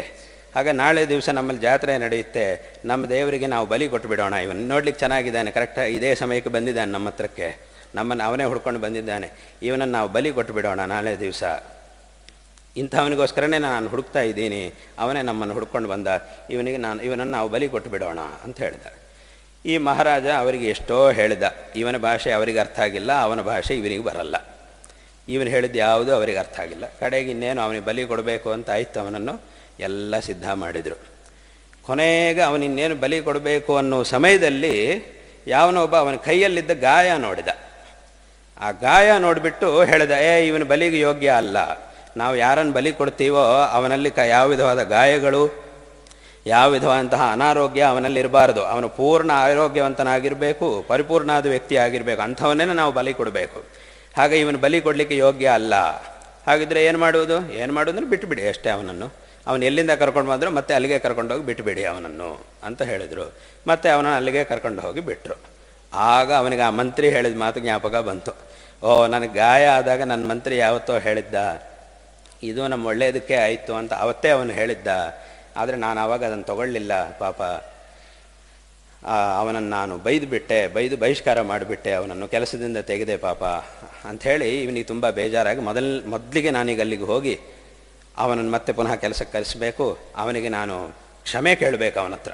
ಅವನು ನನ್ನ ಮಂತ್ರಿ ಆದರೂ ನಾನು ಅವನ ವಿಷಯದಲ್ಲಿ ತಪ್ಪು ಮಾಡಿದ್ದೀನಿ, ಆದ್ದರಿಂದ ನಾನು ಅವನಿಗೆ ಕ್ಷಮೆ ಕೇಳಬೇಕು ಅಂಥೇಳಿ ತಕ್ಷಣ ರಾಜ್ಯಕ್ಕೆ ಹೊರಟ. ಅಷ್ಟೊತ್ತಿಗೆ ಅವನ ಕಡೆಯವರೆಲ್ಲ ಹುಡ್ಕೊಂಡು ಬಂದರು ಅವನನ್ನು ಮತ್ತೆ ರಾಜ್ಯಕ್ಕೆ ಕರ್ಕೊಂಡು ಹೋದರು. ಆಗ ತಕ್ಷಣ ಮೊದಲಿಗೆ ಮಂತ್ರಿಯನ್ನು ಕರೆದು ಹೇಳಿದ, ನೋಡಪ್ಪ, ನೀನು ಅವತ್ತು ಹೇಳಿದ್ದನ್ನು ನಾನು ತಗೊಳ್ಳಿಲ್ಲ, ಆದರೆ ನಿಜವಾಗಿ ಇವತ್ತಿನ ದಿವಸ ಈ ಗಾಯದಿಂದಲೇ ನಾನಿವತ್ತು ಬದುಕಿದ್ದು. ನಿಜವಾಗಿ ಇಲ್ಲದೆ ಹೋದರೆ ಅವ್ರು ನನ್ನ ಬಲಿ ಕೊಟ್ಬಿಡ್ತಿದ್ರು.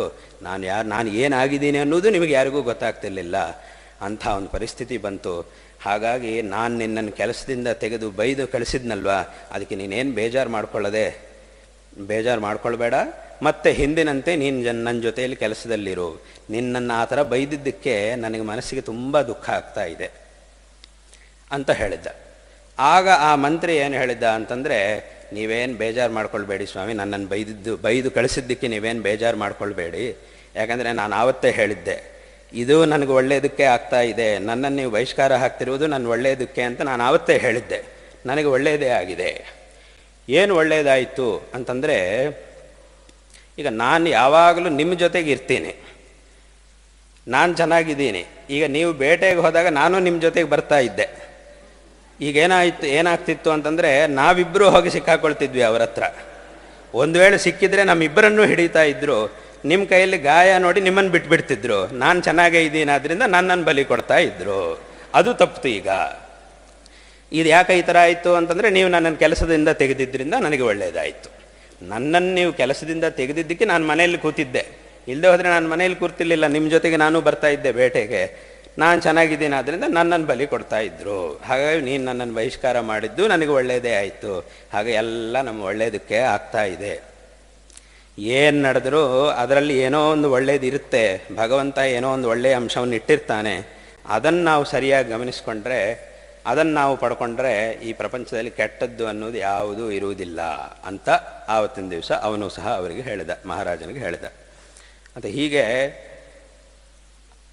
ಇದರಿಂದ ಏನೇ ಆದರೂ ಸಹ ಅದರಲ್ಲಿ ದೇವರು ಏನೋ ಒಂದು ರೀತಿಯಾಗಿ ಒಳ್ಳೆಯದನ್ನು ನಮಗೆ ಮಾಡೇ ಮಾಡ್ತಾನೆ ಅನ್ನುವಂತಹ ವಿಷಯದಲ್ಲಿ ಯಾವ ಸಂಶಯವೂ ಇಲ್ಲ. ಹಾಗಾಗಿ ಈ ರೀತಿಯಾಗಿ ಈ ಒಂದು ವಿಶೇಷವಾದ ಸಪ್ತತಿ ಉತ್ಸವ, ದಿವ್ಯ ಸಪ್ತತಿ ಮಹೋತ್ಸವ, ಸಪ್ತತಿ ಪೂರ್ತಿ ಮಹೋತ್ಸವ ಮತ್ತು ಈಗ ಈ ದ್ವಿಸಪ್ತತಿ ವರ್ಧಂತಿ ಉತ್ಸವ ಇದೆಲ್ಲವೂ ಸಹ ಈಗ ನಡೀತಾ ಇದೆ.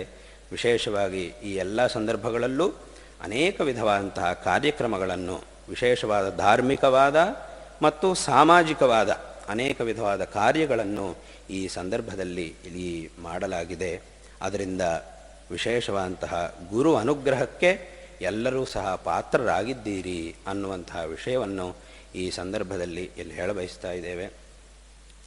ಈಗಾಗಲೇ ನಾವು ಹೇಳಿದ ಹಾಗೆ ಏನೇ ಒಂದು ವಿಶೇಷವಾದ ಕೆಲಸವನ್ನು ಮಾಡಬೇಕಾದರೂ ಅದಕ್ಕೆ ಗುರುಗಳ ಮಾರ್ಗದರ್ಶನವನ್ನು, ಗುರುಗಳ ಅಪ್ಪಣೆಯನ್ನು, ಅವರ ಅನುಗ್ರಹವನ್ನು ಸಹ ಪಡೆದು ಎಲ್ಲ ಕಾರ್ಯಕ್ರಮಗಳನ್ನು ಮಾಡಲಾಗ್ತಾ ಇದೆ.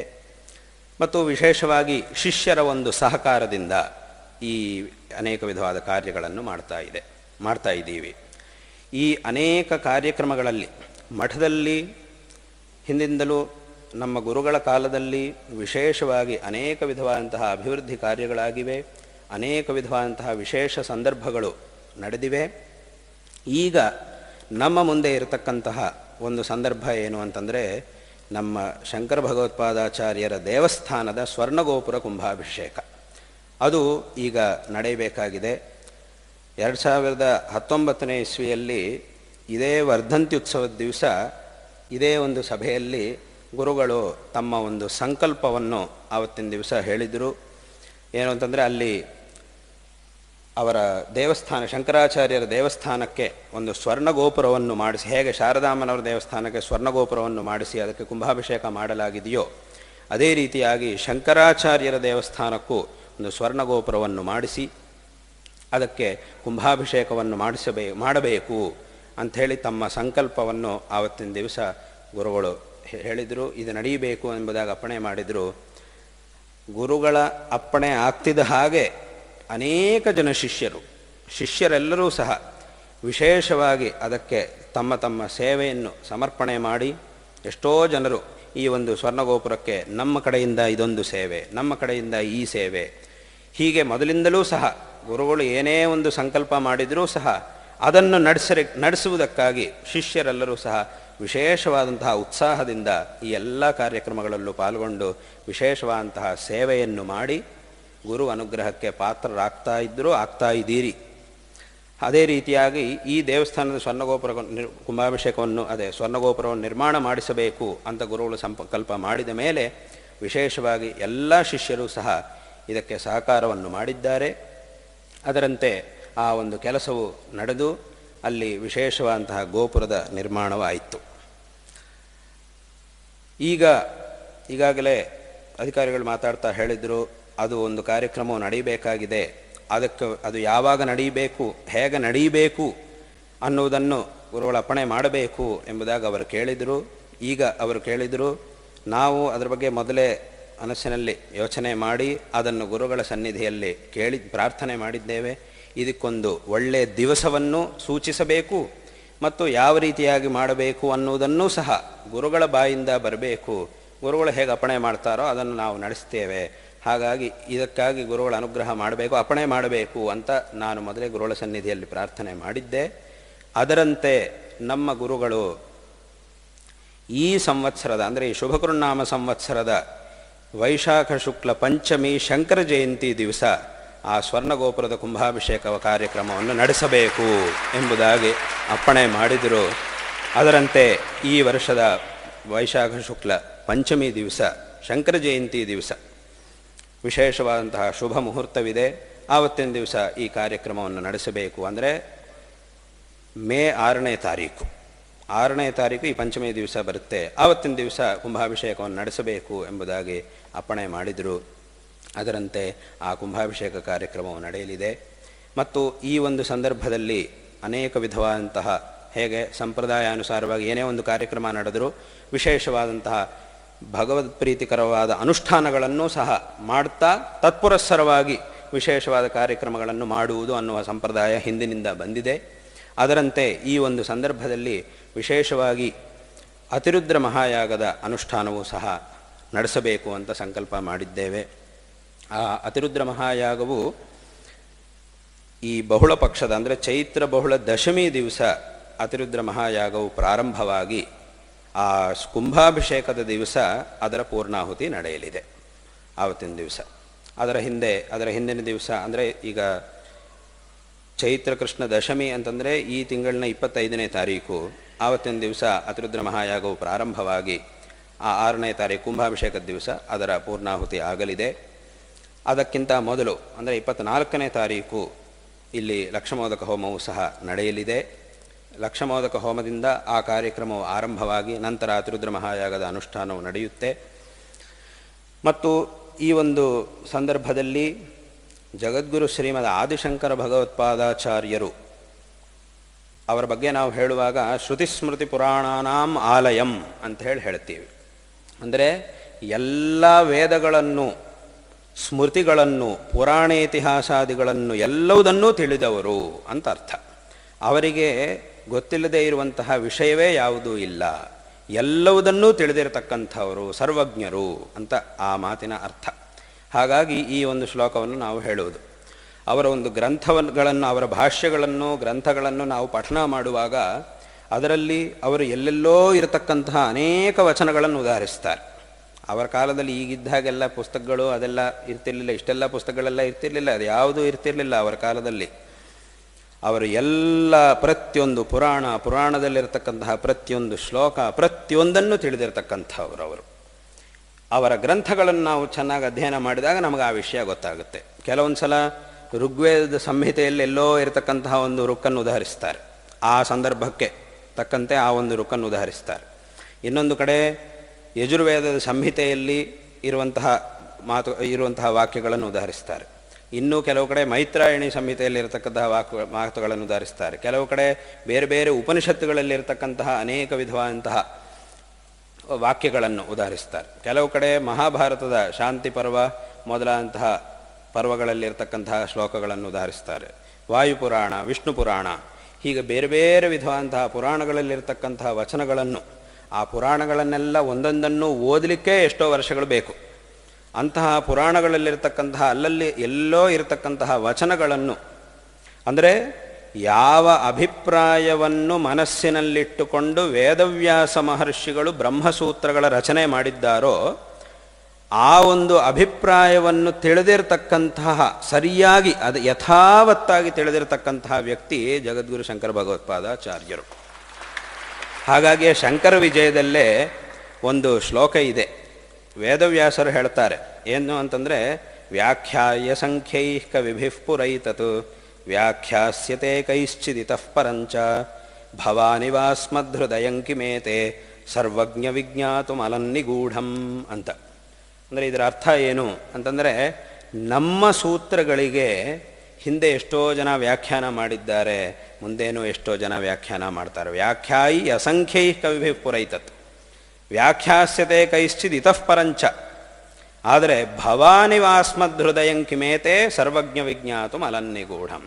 ಆದರೆ ನಮ್ಮ ಹೃದಯವನ್ನು ಸರಿಯಾಗಿ ತಿಳ್ಕೊಂಡು, ಅಂದರೆ ನಮ್ಮ ಹೃದಯವನ್ನು ತಿಳಿಯುವುದಂದ್ರೆ ಏನು, ನಾವು ಯಾವ ಅಭಿಪ್ರಾಯವನ್ನು ಮನಸ್ಸಿನಲ್ಲಿಟ್ಟುಕೊಂಡು ಈ ಸೂತ್ರಗಳನ್ನು ರಚನೆ ಮಾಡಿದ್ದೀವೋ ಆ ಸೂತ್ರಕ್ಕೆ ಇದೇ ಅಭಿಪ್ರಾಯ ಅಂತ ಹೇಳಿ ಯಥಾವತ್ತಾಗಿ ಭಾಷ್ಯವನ್ನು ಬರೆಯುವಂತಹ ಸಾಮರ್ಥ್ಯ ನಿಮಗೆ ಬಿಟ್ಟರೆ ಬೇರೆ ಯಾರಿಗೂ ಇಲ್ಲ. ಭವಾನಿವಾಸ್ಮದ್ಹೃದಯಂ ಕಿಮೇತೆ ಸರ್ವಜ್ಞ ವಿಜ್ಞಾತುಂ ಅಲನ್ನಿಗೂಢಂ. ನಮ್ಮ ನಿಗೂಢವಾದಂತಹ, ಯಾಕಂದರೆ ವ್ಯಾಸರ ಸೂತ್ರಗಳಿಗೆ ಅರ್ಥವನ್ನು ಹೇಳುವುದು ಅಂತಂದರೆ ಅಷ್ಟು ಸುಲಭವಾದ ಕೆಲಸ ಅಲ್ಲ. ಅದು ಸಾಮಾನ್ಯರಿಗೆ ಯಾರಿಗೋ ಸಾಧ್ಯವೇ ಇಲ್ಲ. ಅದು ಆ ಒಂದೊಂದು ಸೂತ್ರವೂ ಸಹ ಅಷ್ಟು ಕಠಿಣವಾಗಿರುತ್ತೆ. ಆ ಸೂತ್ರದ ಅರ್ಥವನ್ನು ಹೇಳುವುದು ಅತ್ಯಂತ ಕಠಿಣವಾದಂತಹ ಕೆಲಸ.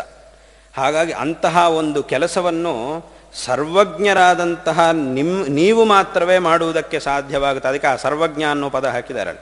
ಸರ್ವಜ್ಞ ವಿಜ್ಞಾತುಂ ಅಲನ್ನಿಗೂಢಂ ಅಂತ.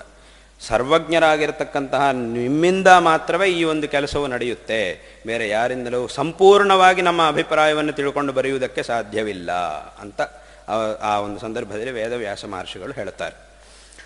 ಹಾಗಾಗಿ ಭಗವತ್ಪಾದರು ಎಲ್ಲ ವೇದಗಳನ್ನು, ಪುರಾಣಗಳನ್ನು, ಇತಿಹಾಸಗಳನ್ನು ಎಲ್ಲವುದನ್ನೂ ತಿಳಿದಿರತಕ್ಕಂಥವರು, ಎಲ್ಲವುದರಲ್ಲೂ ಪ್ರತಿಪಾದಿತವಾಗಿರ್ತಕ್ಕಂತಹ ಸಿದ್ಧಾಂತವನ್ನು ತಿಳಿದಿರತಕ್ಕಂಥವರು, ಮತ್ತು ಎಲ್ಲ ವಿಧವಾದ ಈ ಗ್ರಂಥಗಳಲ್ಲಿ ನಮಗೆ ಕಾಣುವಂತಹ ಎಲ್ಲ ವಿಧವಾದ ವಿರೋಧಗಳನ್ನು ಪರಿಹಾರ ಮಾಡಿ ಒಂದು ವಿಶೇಷವಾದ ಸಮನ್ವಯವನ್ನು ಮಾಡಿ ತೋರಿಸಿದಂಥವರು ಜಗದ್ಗುರು ಶ್ರೀಮದ್ ಆದಿಶಂಕರ ಭಗವತ್ಪಾದಾಚಾರ್ಯರು. ಹಾಗಾಗಿ ಇವತ್ತಿನ ದಿವಸ ನಮ್ಮ ದೇಶದಲ್ಲಿ ನಾವು ಈ ವೇದವಿದ್ಯೆಯನ್ನು, ಶಾಸ್ತ್ರವಿದ್ಯೆಯನ್ನು ನೋಡ್ತಾ ಇದ್ದೀವಿ. ಅನೇಕ ವಿಧವಾದ ಕ್ಷೇತ್ರಗಳನ್ನು ಎಲ್ಲರೂ ಅವರವರ ಸಾಮರ್ಥ್ಯಕ್ಕೆ, ಅವರವರ ಯೋಗ್ಯತೆಗೆ ತಕ್ಕಂತೆ ಸ್ವಲ್ಪ ಮಟ್ಟಿಗಾದರೂ ಧರ್ಮಾನುಷ್ಠಾನ ಮಾಡುತ್ತಾ ಶ್ರೇಯೋವಂತರಾಗ್ತಾ ಇದ್ದಾರೆ ಅಂತಂದರೆ ಅದಕ್ಕೆ ಕಾರಣ ನಿಸ್ಸಂದೇಹವಾಗಿ ಶಂಕರ ಭಗವತ್ಪಾದಾಚಾರ್ಯರು.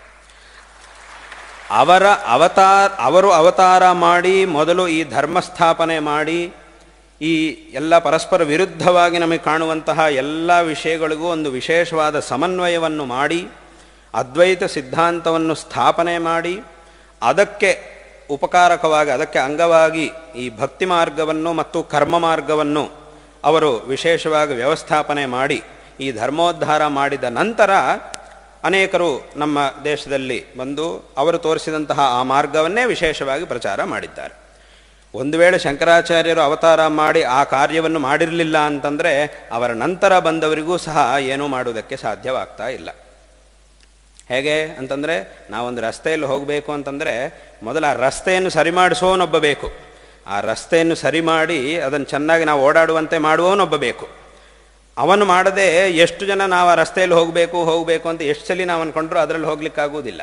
ಯಾರಾದರೂ ಒಬ್ಬ ವ್ಯಕ್ತಿ ಆ ರಸ್ತೆಯನ್ನು ಸರಿಯಾಗಿ ಹಾಕಿಸಿ ಅದರಲ್ಲಿರತಕ್ಕಂತಹ ಮುಳ್ಳುಗಳನ್ನು, ಕಲ್ಲುಗಳನ್ನು ಎಲ್ಲದನ್ನು ತೆಗೆದು ಆ ಮಾರ್ಗವನ್ನು ಶುದ್ಧಿಗೊಳಿಸಿದರೆ ಆಗ ಸಾವಿರಾರು ಜನ, ಎಷ್ಟು ಜನ ಬೇಕಾದರೂ ಅದರಲ್ಲಿ ಪ್ರಯಾಣ ಮಾಡ್ಬೋದು. ಅಂತಹ ವ್ಯಕ್ತಿಯೇ ಅಲ್ಲಿ ಆ ವ್ಯಕ್ತಿಯೇ ತುಂಬ ಮಹತ್ವಪೂರ್ಣವಾದಂತಹ ವ್ಯಕ್ತಿಯ ಅನಿಸ್ಕೊಳ್ತಾನೆ. ಅಂತಹ ಮಹತ್ವಪೂರ್ಣ ಕೆಲಸವನ್ನು ಮಾಡಿದವರು ಶಂಕರ ಭಗವತ್ಪಾದಾಚಾರ್ಯರು. ಹಾಗಾಗಿ ಅವರ ಒಂದು ಈ ಕುಂಭಾಭಿಷೇಕದ ಸಂದರ್ಭದಲ್ಲಿ, ಅವರ ದೇವಸ್ಥಾನದ ಕುಂಭಾಭಿಷೇಕದ ಸಂದರ್ಭದಲ್ಲಿ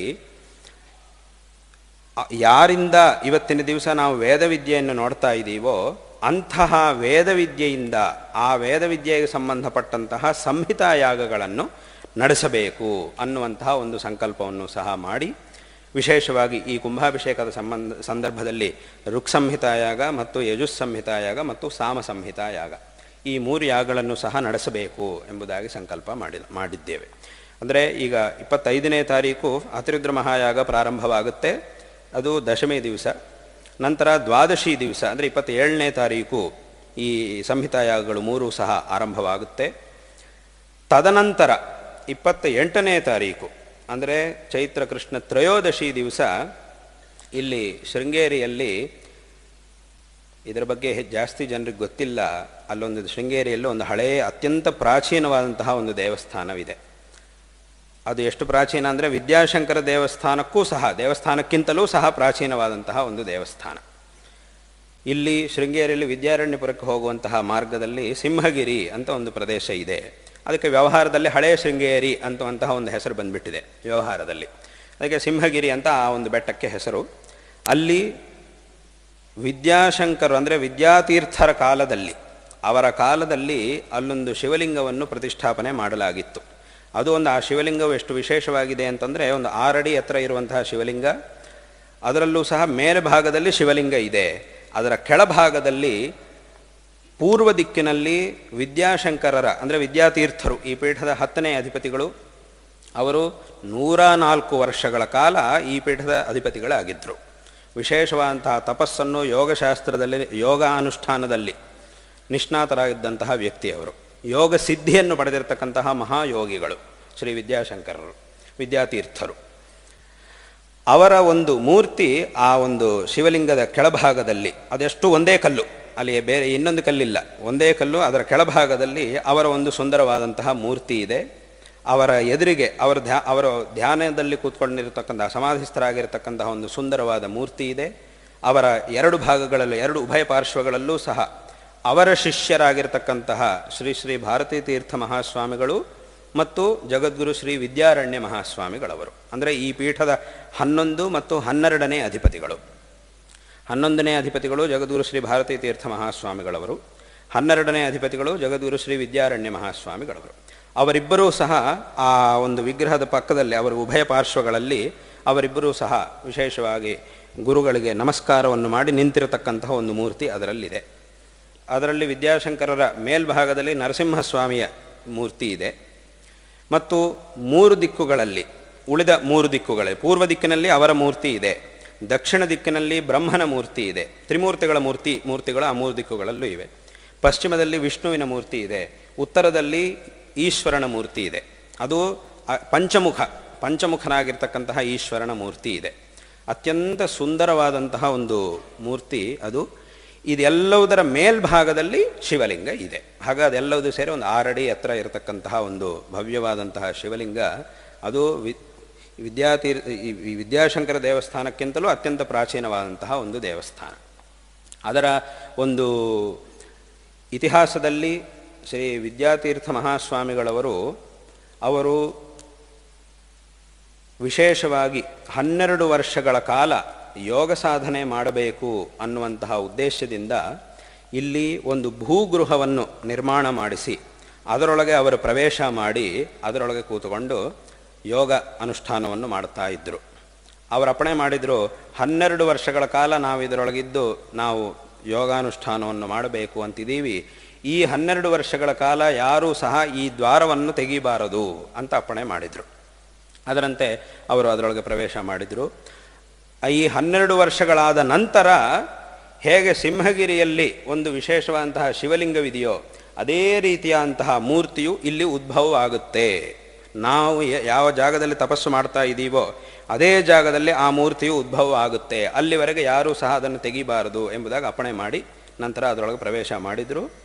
ಹೀಗೆ ಅದರಂತೆ ಅದಕ್ಕೆಲ್ಲ ವ್ಯವಸ್ಥೆಯನ್ನು ಮಾಡಲಾಗಿತ್ತು. ತದನಂತರ ವಿದ್ಯಾರಣ್ಯರು ಅವರು ಹಂಪಿ ವಿಜಯನಗರ ಸಾಮ್ರಾಜ್ಯಕ್ಕೆ ಹೋಗಿದ್ದರು, ಅಲ್ಲಿದ್ದರು ಅವರು. ಆ ನಂತರ ಗುರುಗಳ ಭೂಪ್ರವೇಶ ಆದ ನಂತರ ಅವರು ವಿಜಯನಗರ ಸಾಮ್ರಾಜ್ಯಕ್ಕೆ ಹೋಗಿ ಅಲ್ಲಿ ಇದ್ದರು, ಅಲ್ಲಿ ತಪಸ್ಸು ಮಾಡ್ತಾ ಇದ್ದರು. ಇಲ್ಲಿ ಆವಾಗ ಭಾರತೀ ತೀರ್ಥರು ಅಧಿಪತಿಗಳಾಗಿದ್ದರು. ಅವರು ಒಂದು 3 ವರ್ಷಗಳಾದ ನಂತರ ವಿಜಯ ಯಾತ್ರೆಗಾಗಿ ಹೊರಟಿದ್ರು. ಆ ಸಂದರ್ಭದಲ್ಲಿ ಏನಾಯಿತು ಅಂತಂದರೆ, ಕೆಲವರು ಈ ಚಂಚಲರ ಮನಸ್ಕರಾಗಿರ್ತಕ್ಕಂತಹ ವ್ಯಕ್ತಿಗಳಿರ್ತಾರೆ, ಎಲ್ಲ ಕಡೆಯೂ ಇರ್ತಾರೆ, ಇವಾಗಲೂ ಇದ್ದಾರೆ, ಆಗಿನ ಕಾಲದಲ್ಲೂ ಇದ್ದರು, ಈಗಲೂ ಇದ್ದಾರೆ, ಆಗಿನ ಕಾಲದಲ್ಲೂ ಇರ್ತಾ ಇದ್ದರು ಅಂತ ಈ ಘಟನೆಯಿಂದ ನಮಗೆ ಗೊತ್ತಾಗ್ತಾ ಇದೆ. ಕೆಲವೊಂದು ಉದಾಹರಣೆಗಳನ್ನು ನಾವು ನೋಡಿದರೆ ಈ ಶಾಸ್ತ್ರ ಗ್ರಂಥಗಳಲ್ಲೂ ಕೆಲವು ಕಾವ್ಯಗಳಲ್ಲೂ ಅದರಲ್ಲೇ ಇರತಕ್ಕಂತಹ ಕೆಲವು ವಿಷಯಗಳನ್ನು ನೋಡಿದರೆ ಆಗಿನ ಕಾಲದಲ್ಲೂ ಇದೇ ಥರ ಇತ್ತು ಕೆಲವೊಂದು ವಿಷಯಗಳೆಲ್ಲ ಅಂತ ನಮಗೆ ಅನಿಸ್ತಾ ಇರುತ್ತೆ. ಹೀಗೆ ಇದರಲ್ಲಿ ಆಗಿನ ಸಂದರ್ಭದಲ್ಲೂ ಇದೇ ಥರದ್ದು ಕೆಲವರಿದೆ. ಈಗ ಹೇಗಿರುತ್ತೆ ಅಂದರೆ, ಕೆಲವರಿಗೆ ನೀನು ಈ ಕೆಲಸ ಮಾಡಬೇಡ ಅಂತಂದರೆ ಅದನ್ನೇ ಮಾಡೋಕ್ಕೆ ಹೋಗ್ತಾನೆ ಪುನಃ. ಇದು ಮಾಡಬಾರ್ದಪ್ಪ ಅಂತ ಹೇಳಿದರೆ ಯಾಕೆ ಮಾಡಬಾರ್ದು, ಇದನ್ನೇ ಮಾಡ್ತೀನಿ ಅಂತ ಹೋಗ್ತಾರೆ. ಆ ಥರದವರು ತುಂಬ ಜನ ಇರ್ತಾರೆ. ಇದರ ಬಗ್ಗೆ ನೀಲಕಂಠ ದೀಕ್ಷಿತರೇ ಹೇಳಿದ್ದಾರೆ, ಪ್ರಾಯೋ ನೇತಿ ಶ್ರುತಿ ವಿಷಯತಾ ವಿಶ್ವಮಾಧುರ್ಯ ಹೇತು ಅಂತ ಹೇಳಿದರು. ಶಾಸ್ತ್ರ ಯಾವುದನ್ನು ಬೇಡ ಅಂತ ಹೇಳುತ್ತೋ ಅದನ್ನೇ ಮಾಡಬೇಕು ಅಂತ ಇವ್ರಿಗೆ ಮನಸ್ಸು ಬರುತ್ತೆ. ಇದು ಬೇಡ ಅಂತ ಹೇಳಿದ್ಮೇಲೆ ಯಾಕೆ ಮಾಡ್ತೀವಿ, ಇಲ್ಲ ಅದನ್ನೊಂದ್ಸಲಿ ಮಾಡಬೇಕು ಅಂತ. ಒಂದು ಪರದೆ ಹಾಕಿದ್ದಾರೆ, ಅದರ ಹಿಂದುಗಡೆ ನೋಡಬಾರದು ಅಂಥೇಳಿ ಪರದೆ ಹಾಕಿರ್ತಾರೆ. ಆದರೆ ಕೆಲವರು ಏನು ಮಾಡ್ತಾರೆ, ಅದನ್ನು ಸ್ವಲ್ಪ ಹೀಗೆ ತೆಗೆದು ನೋಡ್ತಾ ಇರ್ತಾರೆ. ಸ್ವಲ್ಪ ನೋಡಬಾರ್ದು ಅಂತ ಹಾಕಿದ್ಮೇಲೆ ಮತ್ತೆ ಯಾಕೆ ನೋಡ್ತೀವಿ, ಅಲ್ಲ ಹಿಂದುಗಡೆ ಏನಾಗ್ತಿದೆ, ಪರದೆ ಹಾಕಿದ ಮೇಲೆ ಏನು ಮಾಡ್ತಾರೆ ನೋಡೋಣ ಅಂತ ತೆಗೆದು ನೋಡ್ತಿದ್ದೀನಿ ಅಂತ ಹೇಳ್ತಾನೆ. ಅಲ್ಲಪ್ಪ ನೋಡಬಾರ್ದು ಅಂತ ಹಾಕಿದ್ದೀವಿ ಅಂತಂದರೆ ಅರ್ಥ ಆಗಲ್ಲ ಅವರಿಗೆ. ಆಮೇಲೆ ಮಾತಾಡಬಾರ್ದು ಅಂತಂದರೆ ಇದು ಎಲ್ರಿಗೂ ಗೊತ್ತಿರುವ ಉದಾಹರಣೆ. ಮಾತಾಡಬಾರ್ದು, ಯಾರೂ ಸಹ ಮಾತಾಡಬಾರ್ದು ಅಂತ ಹೇಳ್ತಿರ್ತಾರೆ, ಆದರೂ ಕೇಳುವುದಿಲ್ಲ. ಒಂದು ಸಾಮಾನ್ಯ ಕೆಲವು ಕಡೆ ಅಂತೂ ಒಂದು 10-15 ನಿಮಿಷದಲ್ಲಿ 3-4 ಸಲ ಹೇಳಬೇಕಾಗುತ್ತೆ, ಮಾತಾಡಬೇಡಿ ಮಾತಾಡಬೇಡಿ ಮಾತಾಡಬೇಡಿ ಅಂತ ಹೇಳಿದರೆ ಸುಮ್ಮನೆ ಆಗ್ತಾರೆ, ಮತ್ತೆ ಮಾತಾಡುವುದು. ಹೀಗೆ ಏನು ಬೇಡ ಅಂತ ಹೇಳ್ತಾರೋ ಅದನ್ನೇ ಮಾಡಬೇಕು ಅಂತ ಕೆಲವರಿಗೆಲ್ಲ ಒಂದು ಆ ಥರದ್ದೊಂದು ವಿಚಿತ್ರವಾದ ಸ್ವಭಾವ ಇರುತ್ತೆ. ಹಾಗೆ ಆ ಥರದವ್ರು ಆವಾಗಲೂ ಇದ್ದರು. ಗುರುಗಳು ಅಪ್ಪಣೆ ಮಾಡಿದ್ರು, ಇದನ್ನು ಯಾರು ತೆಗಿಬಾರದು ಅಂತ. ಈ ಕೆಲವರು ಏನು ಮಾಡಿಬಿಟ್ರು, ಇಲ್ಲಿ ಗುರುಗಳು ಯಾತ್ರೆಯಲ್ಲಿ ಇಲ್ಲದೆ ಇರುವಾಗ, ಯಾತ್ರೆಗೆ ಹೋಗಿದ್ದಾಗ ಕೆಲವರು ಏನು ಮಾಡಿದರು ಅಂತಂದರೆ, ಗುರುಗಳು ಇಷ್ಟು ವರ್ಷ ಆಯಿತು, 3 ವರ್ಷ ಆಯಿತು, ಒಳಗೆ ಏನು ನಡೀತಾ ಇದೆ, ಏನಾಗ್ತಾ ಇದೆ ಅಂತ ಕುತೂಹಲದಿಂದ ಒಂದು ಸ್ವಲ್ಪ ತೆಗೆದು ನೋಡಿದರು.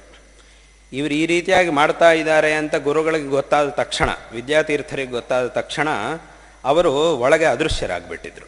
ಇವರು ಯಾರಿಗೂ ನಾವು ಕಾಣಿಸ್ಕೊಳ್ಳಬಾರದು ಅಂಥೇಳಿ ಆ ಒಳಗೆ ಅದೇ ಪ್ರದೇಶದಲ್ಲಿ ಅವರು ಅದೃಶ್ಯರಾದರು. ಅವರ ಅದೃಶ್ಯರಾದಾಗ ಅಲ್ಲಿ ಒಂದು ಶಿವಲಿಂಗವು, ಅವರ ಅದೃಶ್ಯರಾಗಿ ಅವರ ಸ್ಥಾನದಲ್ಲಿ ಒಂದು ಶಿವಲಿಂಗವು ಅಲ್ಲಿ ಉದ್ಭವ ಆಗಿತ್ತು. ಆ ನಂತರ ಅವರಿಗೆಲ್ಲ ತೆಗೆದವರಿಗೆಲ್ಲ ಶಿವಲಿಂಗ ಇತ್ತು, ಅಲ್ಲಿ ಒಳಗೆ ಗುರುಗಳಿಲ್ಲ. ಅದನ್ನು ನೋಡಿ ಅವರಿಗೆಲ್ಲ ಹೆದರಿಕೆಯಾಗಿ ಮತ್ತೆ ಅದನ್ನು ಮುಚ್ಚಿಬಿಟ್ಟು ಈಗ ಯಾರಿಗೂ ಗೊತ್ತಿಲ್ಲ ಅಂಥೇಳಿ ಅವ್ರು ತಿಳ್ಕೊಂಡು ಈಚೆಗೆ ಬಂದುಬಿಟ್ರು. ಆಮೇಲೆ ಏನಾಯಿತು ಅಂತಂದರೆ, ಯಾತ್ರೆಯಲ್ಲಿದ್ದಂತಹ ಜಗದ್ಗುರು ಶ್ರೀ ಭಾರತೀ ತೀರ್ಥರ ಸ್ವಪ್ನದಲ್ಲಿ ವಿದ್ಯಾತೀರ್ಥರು ದರ್ಶನವನ್ನು ಕೊಟ್ಟು, ಇಲ್ಲಿರ್ತಕ್ಕಂತಹ ಕೆಲವರು ಹೀಗೆ ಮಾಡಿದ್ದಾರೆ, ಆದ್ದರಿಂದ ನಾವು ಅಲ್ಲಿ ಅದೃಶ್ಯರಾಗಿದ್ದೇವೆ, ಈಗ ನಿಮ್ಮ ಕರ್ತವ್ಯ ಏನು ಅಂತಂದರೆ ಆ ಭೂಗೃಹವನ್ನು ಮುಚ್ಚಿಬಿಟ್ಟು ಅದರ ಮೇಲೆ ಒಂದು ಅದರ ಮೇಲೆ ಒಂದು ಶಿವಲಿಂಗವನ್ನು ಪ್ರತಿಷ್ಠಾಪನೆ ಮಾಡಬೇಕು ಎಂಬುದಾಗಿ ಆವತ್ತು ಅವರಿಗೆ ಸ್ವಪ್ನದಲ್ಲಿ ಅಪ್ಪಣೆ ಮಾಡಿದರು.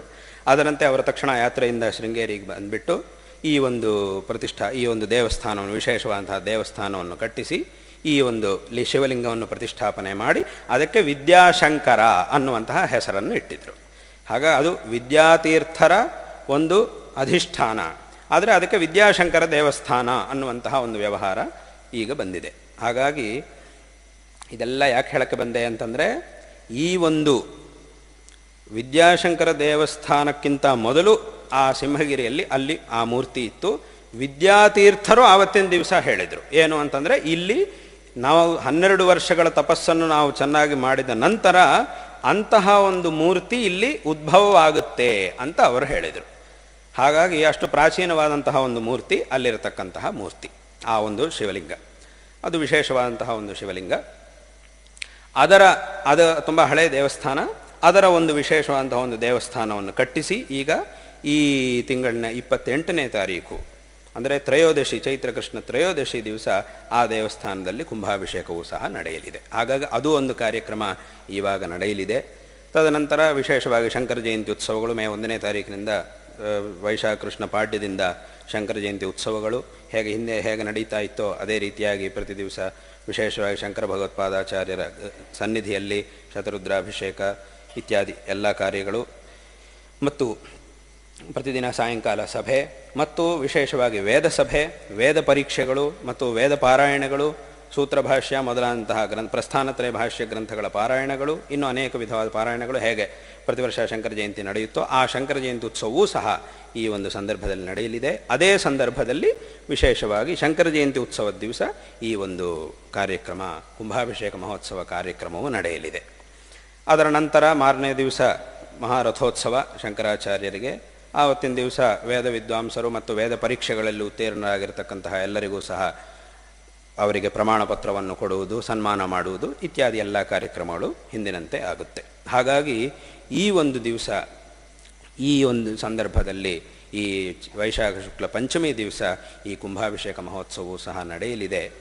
ಇದು ಜಗದ್ಗುರು ಶಂಕರಾಚಾರ್ಯರ ಕಾರ್ಯಕ್ರಮ, ಅವರ ಒಂದು ದೇವಸ್ಥಾನದ ಕಾರ್ಯಕ್ರಮ. ಜಗದ್ಗುರುಗಳ ಕಾರ್ಯಕ್ರಮ ಅಂತಂದರೆ, ಜಗದ್ಗುರುಗಳಿಗೆ ನಡೆಯುವಂತಹ ಉತ್ಸವ ಅಂತಂದರೆ ಅದು ಜಗತ್ತಿಗೆ ಉತ್ಸವ. ಹಾಗಾಗಿ ಇದರಲ್ಲಿ ಪ್ರತಿಯೊಬ್ಬರೂ ಸಹ ವಿಶೇಷವಾಗಿ ಭಾಗವಹಿಸಬೇಕು.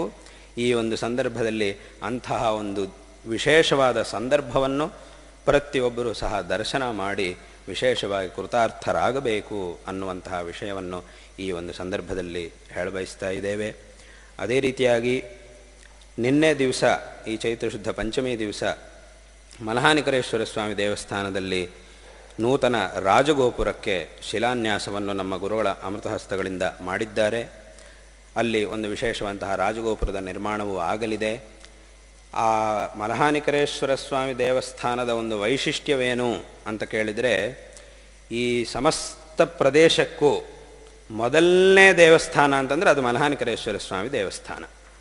ಋಷ್ಯಶೃಂಗ ಮಹರ್ಷಿಗಳ ತಂದೆ ವಿಭಾಂಡಕ ಮಹರ್ಷಿಗಳು, ಅವರು ಅಲ್ಲಿ ಪರಮೇಶ್ವರನ್ನು ಪ್ರತಿಷ್ಠಾಪನೆ ಮಾಡಿ, ಅವರು ಈಶ್ವರನ್ನು ಕುರಿತು ತಪಸ್ಸು ಮಾಡಿದಾಗ ಅಲ್ಲಿ ಈಶ್ವರ ಪ್ರತ್ಯಕ್ಷನಾಗಿ ಅವರಿಗೆ ಅನುಗ್ರಹ ಮಾಡಿ, ತದನಂತರ ಲಿಂಗ ರೂಪದಲ್ಲಿ ಅಲ್ಲಿ ಈಶ್ವರ ಪ್ರತಿಷ್ಠಿತನಾಗಿದ್ದಾನೆ. ಅವರು ತಮ್ಮ ಅಮೃತಹಸ್ತಗಳಿಂದ ಆ ಈಶ್ವರನಿಗೆ ಪೂಜೆಯನ್ನು ಮಾಡಿದರು. ನಂತರ ಋಷ್ಯಶೃಂಗ ಮಹರ್ಷಿಗಳು ಸಹ ಶಿವಲಿಂಗಕ್ಕೆ ಪೂಜೆಯನ್ನು ಮಾಡಿದರು. ತದನಂತರ ಶಂಕರಾಚಾರ್ಯರು ಶೃಂಗೇರಿಗೆ ಬಂದಾಗ ಅವರೂ ಸಹ ತಮ್ಮ ಅಮೃತಹಸ್ತಗಳಿಂದ ಆ ಮಲಹಾನಿಕರೇಶ್ವರ ಸ್ವಾಮಿಗೆ ವಿಶೇಷವಾದಂತಹ ಪೂಜೆಯನ್ನು ಮಾಡಿದರು ಮೊದಲು. ಹಾಗಾಗಿ ಇದು ರಾಮಾಯಣಕ್ಕಿಂತಲೂ ಪ್ರಾಚೀನವಾದಂತಹ, ಅಂದರೆ ಋಷ್ಯಶೃಂಗರಿಗಿಂತಲೂ ಹಳೆಯದಾದಂತಹ ಒಂದು ಶಿವಲಿಂಗ, ಈಗ ನಾವು ನೋಡ್ತಾ ಇರತಕ್ಕಂತಹ ಶಿವಲಿಂಗ. ಹಾಗಾಗಿ ಅಷ್ಟೊಂದು ಪ್ರಾಚೀನವಾದ, ಹಾಗೆ ಈ ಸಮಸ್ತ ಪ್ರದೇಶಕ್ಕೂ ಅತ್ಯಂತ ಪ್ರಾಚೀನವಾದಂತಹ ಶಿವಲಿಂಗ, ಅತ್ಯಂತ ಮೊದಲನೇದಾದಂತಹ ದೇವಸ್ಥಾನ ಅಂತಂದರೆ ಮಲಹಾನಿಕರೇಶ್ವರ ಸ್ವಾಮಿ ದೇವಸ್ಥಾನ.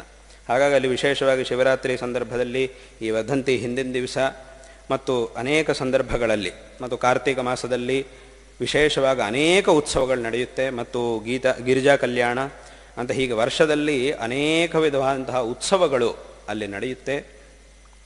ಪ್ರತಿಯೊಂದು ಸಂದರ್ಭದಲ್ಲೂ ಸಹ ಅಲ್ಲಿಗೆ ಹೋಗಿ ದೇವರ ದರ್ಶನವನ್ನು ಮಾಡುವುದು, ದೇವರಿಗೆ ಪೂಜೆಯನ್ನು, ಜಗದ್ಗುರುಗಳೇ ದೇವರಿಗೆ ಪೂಜೆಯನ್ನು ಮಾಡುವುದು ಅನ್ನುವಂತಹ ಪರಂಪರೆಯೂ ಸಹ ಹಿಂದಿನಿಂದ ಬಂದಿದೆ. ಮೊದಲು ಈಶ್ವರನ ದೇವಸ್ಥಾನ ಇತ್ತು, ತದನಂತರ ಅಲ್ಲಿ ಭವಾನಿ ಅಮ್ಮನವರ ಪ್ರತಿಷ್ಠೆಯೂ ಆಯಿತು. ಅದೇ ರೀತಿಯಾಗಿ ಅಲ್ಲಿ ಸ್ತಂಭ ಗಣಪತಿಯ ಪ್ರತಿಷ್ಠೆಯೂ ಸಹ ಈ ಪರಂಪರೆಯ ಗುರುಗಳಿಂದಲೇ ಆಗಿತ್ತು. ಹಾಗಾಗಿ ಅಂತಹ ಒಂದು ದೇವಸ್ಥಾನಕ್ಕೆ ಅತ್ಯಂತ ಪ್ರಾಚೀನವೂ ಮತ್ತು ಅತ್ಯಂತ ಪವಿತ್ರವೂ ಮತ್ತು ಅತ್ಯಂತ ವೈಭವೋಪೇತವಾಗಿ ಅನೇಕ ಉತ್ಸವಗಳು ಆಚರಿಸಲ್ಪಡುವಂತಹ ಆ ದೇವಸ್ಥಾನದಲ್ಲಿ ಒಂದು ವಿಶೇಷವಾದಂತಹ ರಾಜಗೋಪುರ ನಿರ್ಮಾಣವಾಗಬೇಕು ಅನ್ನುವ ಸಂಕಲ್ಪದಿಂದ ಅದಕ್ಕಾಗಿ ನಿನ್ನೆ ದಿವಸ ನಮ್ಮ ಗುರುಗಳು ಶಿಲಾನ್ಯಾಸವನ್ನು ಮಾಡಿದ್ದಾರೆ. ಇದೂ ಸಹ ವಿಶೇಷವಾಗಿ ಅತ್ಯಂತ ಶೀಘ್ರವಾಗಿ, ಯಾಕೆಂತಂದರೆ ಹಿಂದೆ 1985ನೇ ಇಸ್ವಿಯಲ್ಲಿ 85ನೇ ವರ್ಷದಲ್ಲಿ ನಮ್ಮ ಪರಮಗುರುಗಳು ಜಗದ್ಗುರು ಶ್ರೀ ಅಭಿನವ ವಿದ್ಯಾತೀರ್ಥ ಮಹಾಸ್ವಾಮಿಗಳವರು, ನಮ್ಮ ಗುರುಗಳು ಜಗದ್ಗುರು ಶ್ರೀ ಶ್ರೀ ಭಾರತೀ ತೀರ್ಥ ಮಹಾಸ್ವಾಮಿಗಳವರು ಉಭಯರು ಆವತ್ತಿನ ದಿವಸ ಮಲಹಾನಿಕರೇಶ್ವರ ಸ್ವಾಮಿ ದೇವಸ್ಥಾನದಲ್ಲಿ ಕುಂಭಾಭಿಷೇಕವನ್ನು ಮಾಡಿದರು. 85ನೇ ವರ್ಷದಲ್ಲಿ ಮಾಘ ಬಹಳ ಸಪ್ತಮಿ ದಿವಸ ಅಲ್ಲಿ ಕುಂಭಾಭಿಷೇಕವನ್ನು ಮಾಡಿದರು. ಹಾಗಾಗಿ ಈಗಲೂ ಸಹ ಪುನಃ ಅಂತಹ ಒಂದು ಸಂದರ್ಭ, ಗುರುಗಳು ಆ ದೇವಸ್ಥಾನಕ್ಕೆ ಕುಂಭಾಭಿಷೇಕವನ್ನು ಇದರ ನಿರ್ಮಾಣವಾದ ನಂತರ, ಶೀಘ್ರವಾಗಿ ಇದರ ನಿರ್ಮಾಣವಾದ ನಂತರ ಅಲ್ಲಿ ಕುಂಭಾಭಿಷೇಕವನ್ನು ನಡೆಸಲಿದ್ದಾರೆ. ಹಾಗಾಗಿ ಇಂತಹ ಒಂದು ಸಂದರ್ಭವೂ ಸಹ ಮುಂದೆ ಬರಲಿದೆ. ಈ ಎಲ್ಲ ವಿಧವಾದಂತಹ ಕೆಲಸಗಳೂ ಸಹ ಗುರುಗಳ ಪರಮಾನುಗ್ರಹದಿಂದ ನಡೀತಾ ಇವೆ ಮತ್ತು ಶಿಷ್ಯರೆಲ್ಲರ ವಿಶೇಷವಾದಂತಹ ಸಹಕಾರದಿಂದ, ವಿಶೇಷವಾದಂತಹ ಸೇವೆಯಿಂದ ಈ ಎಲ್ಲ ಕೆಲಸಗಳು ನಡೀತಾ ಇವೆ, ನಡೀಬೇಕಾಗಿವೆ. ಹಾಗಾಗಿ ಗುರುಗಳು ನಾ ಆರಂಭದಲ್ಲಿ ಹೇಳಿದ ಹಾಗೆ ಗುರುಗಳು ಏನೇ ಒಂದು ವಿಶೇಷವಾದ ಕಾರ್ಯವನ್ನು ನಡೆಸಬೇಕು ಅಂತ ಸಂಕಲ್ಪ ಮಾಡಿದರೂ ಸಹ ವಿಶೇಷವಾಗಿ ಅದಕ್ಕೆ ಶಿಷ್ಯರೆಲ್ಲರೂ ಸಹ ಸಹಕಾರವನ್ನು ಮಾಡುತ್ತಾ, ಇದಕ್ಕೆ ನಾವು ಸಹಕಾರ ಮಾಡುವುದು ನಮ್ಮ ಭಾಗ್ಯ, ನಮ್ಮ ಸೌಭಾಗ್ಯ ಅನ್ನುವಂತಹ ಭಾವನೆಯಿಂದ ವಿಶೇಷವಾಗಿ ಅನೇಕ ತಮ್ಮ ಸೇವೆಗಳನ್ನು ಸಲ್ಲಿಸಿ ಭಗವದ್ ಅನುಗ್ರಹಕ್ಕೂ ಮತ್ತು ಗುರುವಿನ ಅನುಗ್ರಹಕ್ಕೂ ಪಾತ್ರರಾಗ್ತಾ ಇದ್ದೀರಿ. ಇದು ಅತ್ಯಂತ ಸಂತೋಷಕರವಾದಂತಹ ಒಂದು ವಿಷಯ. ಈ ಒಂದು ಸಂದರ್ಭದಲ್ಲಿ ನಮ್ಮ ಗುರುಗಳ ಪರಿಪೂರ್ಣವಾದಂತಹ ಅನುಗ್ರಹದಿಂದ ನಿಮ್ಮೆಲ್ಲರಿಗೂ ಸಹ ಸಕಲ ವಿಧವಾದಂತಹ ಶ್ರೇಯಸ್ಸುಗಳು ಉಂಟಾಗಲಿ ಮತ್ತು ವಿಶೇಷವಾಗಿ ನಿಮ್ಮೆಲ್ಲರಲ್ಲೂ ಈ ಒಂದು ಧರ್ಮಶ್ರದ್ಧೆ, ಈ ಗುರುಭಕ್ತಿ ಇದೇ ರೀತಿಯಾಗಿ ಮುಂದುವರಿಯಲಿ, ಇನ್ನೂ ಅಧಿಕವಾಗಲಿ. ತದ್ವಾರ ಎಲ್ಲರಿಗೂ ಸಹ ವಿಶೇಷವಾದಂತಹ ಶ್ರೇಯಃಪ್ರಾಪ್ತಿ ಆಗಲಿ ಎಂಬುದಾಗಿ ಈ ಸಂದರ್ಭದಲ್ಲಿ ಆಶೀರ್ವಾದಗಳನ್ನು ಮಾಡ್ತಾ ಇದ್ದೇವೆ. ಇದೇ ರೀತಿಯಾಗಿ ಇಲ್ಲಿ ನಡೆಯತಕ್ಕಂತಹ ಪ್ರತಿಯೊಂದು ಕಾರ್ಯಕ್ರಮದಲ್ಲೂ ವಿಶೇಷವಾಗಿ ಭಾಗವಹಿಸಿ ಆ ಭಗವದ್ ಅನುಗ್ರಹಕ್ಕೂ ಮತ್ತು ಗುರುವಿನ ಅನುಗ್ರಹಕ್ಕೂ ಪಾತ್ರರಾಗಬೇಕು ಅನ್ನುವಂತಹ ಮಾತುಗಳನ್ನು ಸಹ ಹೇಳುತ್ತಾ ಈ ಒಂದು ಭಾಷಣವನ್ನು ಇಲ್ಲಿ ಮುಕ್ತಾಯ ಮಾಡುತ್ತಿದ್ದೇವೆ. ಹರ ನಮಃ ಪಾರ್ವತೀಪತಯೇ ಹರ ಹರ ಮಹಾದೇವ.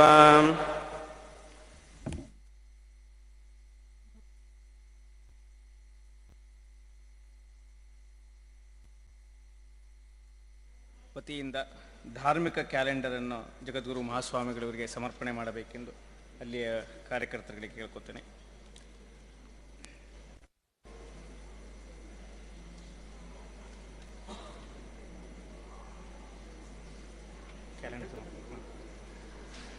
ಭಕ್ತಾದಿಗಳು ಮತ್ತು ಸಂಘ ಸಂಸ್ಥೆಗಳಿಂದ ಜಗದ್ಗುರು ಮಹಾಸ್ವಾಮಿಗಳವರಿಗೆ ಫಲ ಸಮರ್ಪಣೆ. ಎಲ್ಲರೂ ಈ ಭಾಗದಿಂದ ಬಂದು ಸಮರ್ಪಣೆಯನ್ನು ಮಾಡಬೇಕು. ಜಗದ್ಗುರು ಸೇವಾ ಸಮಿತಿ ಶೃಂಗೇರಿ ವತಿಯಿಂದ ಫಲ ಸಮರ್ಪಣೆ.